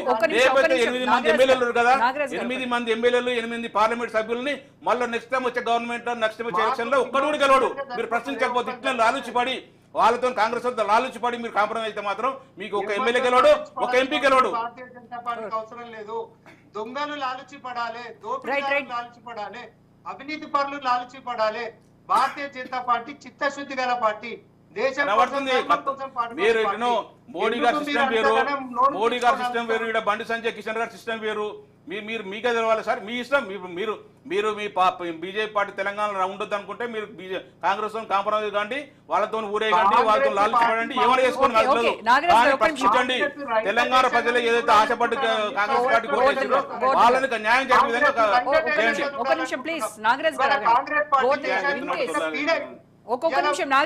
స్వాతంత్రం వచ్చినా కూడా రాలేనటువంటి సందర్భాలను మనం చూస్తున్నాం. రాష్ట్రంలో లా అండ్ ఆర్డర్ ఫెయిల్ అయింది. ప్రశ్నించు. ఇక్కడ మా బీఆర్ఎస్ పార్టీ గత 10 సంవత్సరాలు అభివృద్ధి జరిగితే దాని మీద విచారణ చేయించండి, శిక్షించండి. నెంబర్ 1 పక్కన పెట్టండి. ఇప్పుడైతే అధికారుల కాంగ్రెస్ పార్టీ వచ్చిందో, ఏం హామీలు ఇచ్చేసి ఎన్ని గ్యారంటీలు ఇచ్చేసి అధికారం వచ్చిందో, వచ్చిన తర్వాత ఈ 10-11 నెలలు 12 నెలల్లో ఎన్ని అవకతవకలు జరుగుతున్నాయి, లా అండ్ ఆర్డర్ దెబ్బతిన్నది, మానభంగాలు అవుతున్నాయి, హత్యలు అవుతున్నాయి, ప్రజలు రోడ్డు మీద పడుతున్నారు, వాటి ఫార్మా విలేజ్లు అని చెప్పేసి చిత్రహింసలు పెడుతున్నారు, 600 ఎకరాల భూమి గుంజుకుంటారు. వీటి మీద ప్రశ్నిద్దాం. మీరు ప్రశ్నించండి, మేము ప్రశ్నించుదాం. సరే తర్వాత జనరల్ వచ్చినప్పుడు మాకు ఓట్లేస్తారా లేదా బీజేపీ పార్టీ నమ్మి ఓట్లేస్తారా అప్పుడు ఆలోచించుకుందాం. మేము తప్పించుకోవట్లేదు. నిజంగా ఎంక్వైరీ చేస్తే చేయండి, కంపల్సరీ. అది ఎంత పెద్ద వాళ్ళైనా సరే తప్పు చేస్తే శిక్షించండి. దాంతో పాటు ఇది ప్రశ్నించండి ఫస్ట్. రైట్, ఒక్క నిమిషం గోవర్ధన్ గారు. నిజంగా కనుక మంత్రులు చెప్తున్నట్టుగా కేటీఆర్ కనుక ఇన్ కేస్ అరెస్ట్ అయితే మీ పార్టీ కార్యాచరణ ఏంటి? కేసీఆర్ జనాల్లోకి వస్తారు, జనాల్లోకి వస్తే కేసీఆర్ని ఆదరించడానికి ప్రజలు సిద్ధంగా ఉన్నారా? 100%. ఇప్పుడు అన్న దిలీప్ అని చెప్పిండు, మన నల్గొండకు పోతే కొన్ని వేల మంది బార్లు తీరు ఊరు మొత్తం ఎంత దూరం అయినా సరే బయటకు వచ్చి ప్రజలు వేలాది మంది చూసిరు. 100% కేసీఆర్ గారి గురించి కొన్ని కోట్ల మంది ప్రజలు వెయిట్ చేస్తున్నారు. ఎప్పుడు వస్తాడా ఎందుకు మౌనంగా ఉంటాడా అని చెప్పేసి వెయిట్ చేస్తున్నారు. కాకపోతే కేసీఆర్ గారు ఒక మంచి పరిణితి చెందిన నాయకుడు. గత 30-40 సంవత్సరాల నుంచి రాజకీయాలు ఉన్నాడు. కేంద్ర మంత్రి పదవులు చేసిండు, రాష్ట్ర మంత్రి పదవులు చేసిండు, ఒక ముఖ్యమంత్రి 10 సంవత్సరాలు చేసిండు. రాష్ట్రాన్ని 10 సంవత్సరాల్లో ఒక నెంబర్ 1 రాష్ట్రానికి తీర్చిదిద్దిండు. దేశంలో ఏ రాష్ట్రంలో కూడా ఇంత మంచి ముఖ్యమంత్రి, ఇంతమంది వెల్ఫేర్ డెవలప్మెంట్ 2 జోడేట్లాగా ఎవరు ఇంత మంచి చేయలేదు. అందరూ తెలుసు సార్. కాంగ్రెస్ పార్టీ బీజేపీలో ఒప్పుకోకపోయినా అది వాస్తవం. ఇప్పుడు ఆయన గురించి అందరూ వెయిట్ చేస్తారు. ఆయన ఏమంటారంటే కొత్తగా ముఖ్యమంత్రి వచ్చిండు. ఆ ముఖ్యమంత్రి గారు కొంత నేర్చుకునే వరకు టైం పడుతుంది. ఎంతమంది గతంలో ఎప్పుడు మంత్రిగా చేయలేదు, కొంత అనుభవం లేదు. కొంత నేర్చుకున్న తర్వాత ఒక సంవత్సరం పాటు చూద్దాం. సంవత్సరం పాటులో వాళ్ళు ఇచ్చిన 6 గ్యారెంటీలని లేదా 420 హామీలని మిగతా అన్నిటికీ ఎట్లా చేస్తారు చూసిన తర్వాత బయటకు వచ్చి మాట్లాడితే బాగుంటుంది. లేకపోతే మీరేదో అందరూ మాట్లాడి నేను మాట్లాడితే బాగుంటుందని చెప్పేసి ఆయన ఒక పరిణితి చెందిన నాయకుడిలాగా ఇప్పుడు భావించుడు. డిసెంబర్ 7 దాకా డిసెంబర్ 9 దాకా ఆగుతాడు, తప్పనిసరిగా వస్తాడు. ఇంకొకటి ఉండదు, కేటీఆర్ జైలుకి పోతే కేసీఆర్ వస్తాడు. కేసీఆర్ వచ్చినా రాకపోయినా ప్రతి కార్యకర్త కొన్ని కోట్ల దాదాపు 60 లక్షల మంది మెంబర్షిప్ ఉంది. 60 లక్షల మంది మెంబర్షిప్ ఒక కేసీఆర్ లాగా ప్రశ్నిస్తాడు. ఎవరు చూగారు ఎందరు ఉట్టికి వచ్చిన పార్టీ కాదు. అనాథ ఎవరు మేము కనులేసుకొని తిరగటం కాదు. ఉద్యమం చేసిన పార్టీ ఆగరా. నీకెందుకు అసలు నా వర్షం చెప్తాడు, నీకెందుకు చెప్పు, నీకే ఆగరాగా ఆయన వచ్చినప్పుడు చెప్పలేవు. ఆగవా నువ్వేం చెప్తావు? రాఘవా నీ పార్టీ గొప్పది పడ్డా, నీ పార్టీ పలు గొప్పది పడ్డా. అది తెలుసు. నీ పార్టీ గురించి చెప్తే ఇంకొంత చెప్పాను నేను. నీ పార్టీ గురించి ఉందో చెప్తే నా పార్టీ గురించి నేను చెప్తున్నా. నువ్వు వాళ్ళ పార్టీ కార్యాచరణ ఏంటో చెప్తున్నారు. Please let him explain. నీకెందుకు అంత బాధ? మేము 60 లక్షల మంది కార్యకర్త మెంబర్షిప్ ఉంది. మేము ఖచ్చితంగా ప్రతి కార్యకర్త ఒక కేసీఆర్ లాగా తయారవుతాం. ఖచ్చితంగా 13 అంశాలతో కూడిన 6 గ్యారంటీలని 420 హామీలని అమలయ్యే విధంగా మన రేవంత్ రెడ్డి గారిని లేదా ఆ ప్రభుత్వాన్ని ఖచ్చితంగా మెడలు ఉంచుతాం, ఖచ్చితంగా ప్రశ్నిస్తాం, దాని విధంగా చేస్తాం. లేదంటే తెలంగాణ రాష్ట్రంలో తిరగని ఏ మంత్రిని కానీ, ఏ ఎమ్మెల్యే కానీ, ఏ ముఖ్యమంత్రిని కానీ తెలంగాణ రాష్ట్రం తిరగనీయం. అంతే తప్ప మా కేసీఆర్ వస్తేనే జరుగుతుందని చెప్పేది. కేసీఆర్ 100% వస్తాడు. కేసీఆర్ గారు తెలంగాణ రాష్ట్రానికి జాతిపిత. తెలంగాణ తెచ్చిన ఘనత కేసీఆర్ గారు దక్కుతుంది. తెలంగాణ రాష్ట్రాన్ని పనంగా పెట్టి తెచ్చిన కేసీఆర్ గారు 100% వస్తాడు. అయినా ప్రతి కార్యకర్తలు కేసీఆర్ అవుతాడు, కేటీఆర్ అవుతాడు 100%. దీంట్లో గుర్తుపెట్టుకోండి. ఆయన జైలుకు పోయిన పంపించినంత మాత్రాన ఏదో సునికానందం ఉంటారేమో మీరు. జైలుకు పోయింది పార్టీ కథం అయింది. పార్టీ ఎప్పటికీ కథం కాదు. ఖచ్చితంగా పార్టీ లైవ్లు ఉంటుంది. రాబోయే రోజులలో పార్టీ 100 సీట్లతో గెలిచి ఖచ్చితంగా మంచి అధికారంలోకి వస్తుంటది. సో దిలీప్ గారు, ఫైనల్ గా మీరేం చెప్తారు? అంటే జూలు విదిల్చిన సింహంలా కేసీఆర్ జనాల్లోకి రాబోతున్నారు అని చెప్తున్నారు. మరి అలాంటి సింహాన్ని ఎదుర్కోవడానికి కాంగ్రెస్ పార్టీ సిద్ధంగా ఉందా? ఏం సింహం అండి. ఇప్పుడు 10 ఏళ్ల లోపల వైద్యం ఆ వ్యవస్థ ధ్వంసం అయిపోయాయి, విద్యా వ్యవస్థ ధ్వంసం అయిపోయాయి. ఉద్యోగాలు ఇచ్చామని చెప్తే అది పేపర్ లీక్ అయ్యని వాళ్ళు వేసుకున్న సీట్లో 101 మంది అరెస్ట్ అయ్యి. అంటే ఎవరికి ఉద్యోగాలు ఇచ్చిండ్రో అస్మదీయులక తస్మదీయులక మనకు తెలియదు. అట్లాంటి విధ్వంసానికి వాళ్ళు పాల్పడ్డారు కాబట్టి 10 years లో ఉద్యమ ఆకాంక్షలు పక్క పెట్టి కొన్ని నీటిగానే చేశారంటే వాళ్ళ కళ్ళు ఎదురుగా కాళేశ్వరం కూలింది. దానివల్ల కూడా వాళ్ళకి పొలిటికల్ గా నష్టం జరిగింది. ఇన్ని రంగాల్లో వాళ్ళు వైఫల్యం చెందడమే కాకుండా ప్రజల సొమ్ము లూటీ చేశారు. 9.5 నెలల పాలన లేదా జనవరి ఆర్ ఫిబ్రవరిలో ఎప్పుడైతే కేసీఆర్ 10 నెలల పాలన 10 నెలల పాలనలో 4 నెలలు ఎఫెక్టివ్ గా ఎలక్షన్స్ పోతే ఎఫెక్టివ్ గా మేము ఉన్నది 6 నెలలు 7 నెలలు. నేను అది 1 year కాంగ్రెస్ ప్రభుత్వ వైఫల్యాలు ఏవైతే ఉన్నాయో వాటన్నింటినీ కూడా జనాల్లోకి తీసుకెళ్ళడానికి కేసీఆర్ వెళ్ళనియండి. మేమేమన్నా వాళ్ళకున్న హక్కు అది. మేము ఎఫెక్టివ్ గా పరిపాలించి 6-7 నెలలు అండి. వీళ్ళు ఉద్యమ కాలంలో కేసీఆర్ గురించి చెప్తున్నాడు, ఇది చేస్తాడు అది చేస్తాడు. నేను కాదని అనను, తెలంగాణ వాదే ఉద్యమకారుడే. కానీ పార్లమెంట్ లో తెలంగాణ బిల్లు చట్ట ప్రవేశపెట్టి చర్చ జరుగుతుంటేనే పార్లమెంట్ కు పోలే ఆయన. రేపు పొద్దున ఏం చేసిన తప్పుల మీద ఆయన జనంలో పోయి వీళ్ళ కోట్లు తీసుకొస్తారని నేను అంటే ఆయన 10 ఏళ్ళు కనపడలేదని జనం ఎగబడి చూశారు. 10 ఏళ్ళు మా ముఖ్యమంత్రి ఎక్కడున్నో మీరు చూడకపోతే ఇప్పుడన్నా వస్తుండని చూశారు తప్ప ఆయన ఈ విజిట్ కాదు. ఆయన రెగ్యులర్ గా ప్రజల్లో ఇంటరాక్ట్ అయ్యి ఒకడు కూడా పోయేవాడు కాదు, అవసరం ఉన్న దగ్గర పోయేవాడు. అంటే ఈ రోజు అన్ని వైఫల్యాలు పెట్టుకుని అంత అవినీతి చేసి జస్ట్ 7 months లోపల మేము ఇది చేయలేదు అది చేయలేదు. మా మీద మొదట టీఆర్ఎస్ అధికారంలోకి వచ్చినప్పుడు మా లాంటి వాళ్ళు 2 ఏళ్ళు అసలు ఏం మాట్లాడలేదు. అరే ఇప్పుడే వచ్చింది కదా చూద్దానండి. రీజనబుల్ టైం మాకు ఇవ్వాలి. రీజనబుల్ టైం ఏంటంటే 50% ఆఫ్ ది టెన్యూర్ 2.5 years తర్వాత మేము ఫెయిల్ అయినాం అని మాట్లాడాలి. కానీ 6-7 నెలల ఎఫెక్టివ్ పరిపాలన 4 ఎలక్షన్ల పోతే మమ్మల్ని పట్టుకొని ఇది చేస్తున్నాం అని చెప్తున్నాం కదా. డిలే అయిన మాట ఒప్పుకుంటున్నాం. ఇక్కడ మేము పెట్టలేదు అన్న దిలీప్ అన్న. మీరు అంటే రేవంత్ రెడ్డి గారు రాహుల్ గాంధీ గారు 100 రోజుల్లో హామీలు ఫుల్ఫిల్ చేస్తున్నారు. దాని మీద ప్రశ్నిస్తున్నాం. మీరు అదే ముందుగా 5 సంవత్సరాలు ఎవరు అడిగేటోళ్ళు కదన్నా. మీరు టైం ఫిక్స్ చేసుకున్నారా ఉంది కాబట్టి ఆ హామీలు ఇంప్లిమెంట్ చేయడానికి మాకు ఇబ్బంది జరిగింది. మేము అదే కోరుకుంటున్నాం అన్న. మీకు ఎట్లా ప్రజలు ఓటేసారు నమ్మి దిలీప్ అన్న 6 months లోపల మిగిలిన హామీ విదిన్ 3 months లోకల్ బాడీ వచ్చే లోపల మిగిలిన హామీలు ఇంప్లిమెంట్ చేయకపోతే మీకే పొలిటికల్ గా లాభం, మాకు నష్టం. అది మాకు కూడా తెలుసు రాజకీయ పార్టీగా. కానీ మీరు మొన్ననే పార్లమెంట్ ఎలక్షన్ లో 0 సీట్లు వచ్చే మీకు ప్రజల్లో ఉన్న 39 ఎమ్మెల్యేలు గెలిపించిన సందర్భంలో ఉన్న అభిమానం కూడా ఈ రోజు మీకు లేకుండా పోయింది అంటున్నా. అది జాగ్రత్త ముందు. ఇప్పుడు ఒకటే అంటారంటే అన్నేమంటారంటే విద్యా సంస్థలు, వాటర్ ప్రాజెక్ట్ సంస్థలు అన్ని విధ్వంసమైనా చెప్తారు కదా. మేము ఒకటే చెప్తున్నాం, విధ్వంసాలైనా అవినీతినైనా మీకు చేతిలో అధికారం ఉంది, మీరు ఎంక్వైరీ చేయండి, శిక్షించండి. నెంబర్ 1. నెంబర్ 2 ఏంటంటే మీరు వచ్చిన ఈ 12 నెలల్లో ఏ ఒక్క వర్గం ప్రజలైనా ఏ సంబంధించిన వాళ్ళైనా ఒకరైనా సంతోషంగా ఉంటారో ఒకసారి మన గుండె మీద చేసుకొని ఒకసారి ఆలోచిద్దాము. నెంబర్ 1 ఏంటంటే ఒకటే, విద్యార్థులు రోడ్డు మీదకి వచ్చారు, నిరుద్యోగులు రోడ్డు మీదకి వచ్చారు, ఉద్యోగులు రోడ్డు మీదకి వచ్చారు, పెన్షన్దారులు రోడ్డు మీదకి వచ్చారు, రైతులు రోడ్డు మీదకి వచ్చారు, మళ్ళీ మహిళలు రోడ్డు మీదకి వచ్చారు. అసలు ఎవరు పోలీసులు రోడ్డు మీదకి వచ్చారు. పోలీసులను అరెస్ట్ చేసుకుంటారు. పోలీసులు లాఠీ చార్జ్ చేస్తారు. ఒక ఉద్యోగం 29 మంది 39 మందిని పోలీసు వాళ్ళని సస్పెండ్ చేస్తారు. అసలు ఏ రంగం మంచిగా ఉందో ఒక్కసారి చూసుకోవాల్సిన బాధ్యత ఉంది. నేనేమంటానంటే మీకు అధికారుల నుంచి తెలిసేది లేక తప్పులు జరుగుతున్నాయి. ఆ తప్పులను సర్దిద్దుకోండి. 13 అంశాలతో కూడిన 6 గ్యారెంటీలు ఇంప్లిమెంట్ చేయండి. 420 హామీలు ఏదో ఇచ్చారో అవిని ఇంప్లిమెంట్ చేయండి. ప్రజల్ని మంచి చూసుకోండి చెప్తున్నాం. ఊరికే హైడ్రా పేరు పెట్టి చిన్న పేదవారిని ఇబ్బంది పెట్టకండి. పేదవారు రోడ్డు మీద చేసే విధంగా చేయకండి. నెక్స్ట్ ఒకటి మూసీ ప్రాజెక్ట్ అని చెప్పేసి పాపం చాలా మంది రోడ్డు మీద పడుతారు. ప్రెగ్నెంట్ లేడీస్ కూడా ఇబ్బంది పడుతారు. వాళ్ళని ఇబ్బంది పెట్టకండి. ఒక తండ్రిలాగా ఒక మంచి గౌరవించి రాహుల్ గాంధీనో రేవంత్ రెడ్డి గారినో మీ అందరిని చూసి ఓట్లు వేసి జనము మంచి చేయాలని కోరుకుంటారు. వాళ్ళు మంచి చేయండి చెప్పి వాళ్ళని ఇబ్బంది పెట్టకండి. నెక్స్ట్ ఒకటి టైం పర్మిట్ చేయట్లేదు. గవర్నమెంట్ ఫెయిల్యూర్స్ ఎజెండాగా కేసీఆర్ జనాల్లోకి రాబోతుంది 100% అండి. ఇప్పుడు మాకు ప్రధాన ప్రతిపక్షంగా 100% అధికార పార్టీ ఏదైతే హామీలు ఇచ్చిందో అమలుగా హామీలు ఇచ్చిందో వాటి మీద కష్టంగా ప్రశ్నిస్తాం. రైట్, ఓకే అండి. Thank you so much Govardhan Reddy గారు, దిలీప్ కుమార్ గారు, నాగరాజ్ గారు. థ్యాంక్ యూ అండి. ఇది వాళ్ళ special debate. Stay tune to Raj news. ఉంటుంది.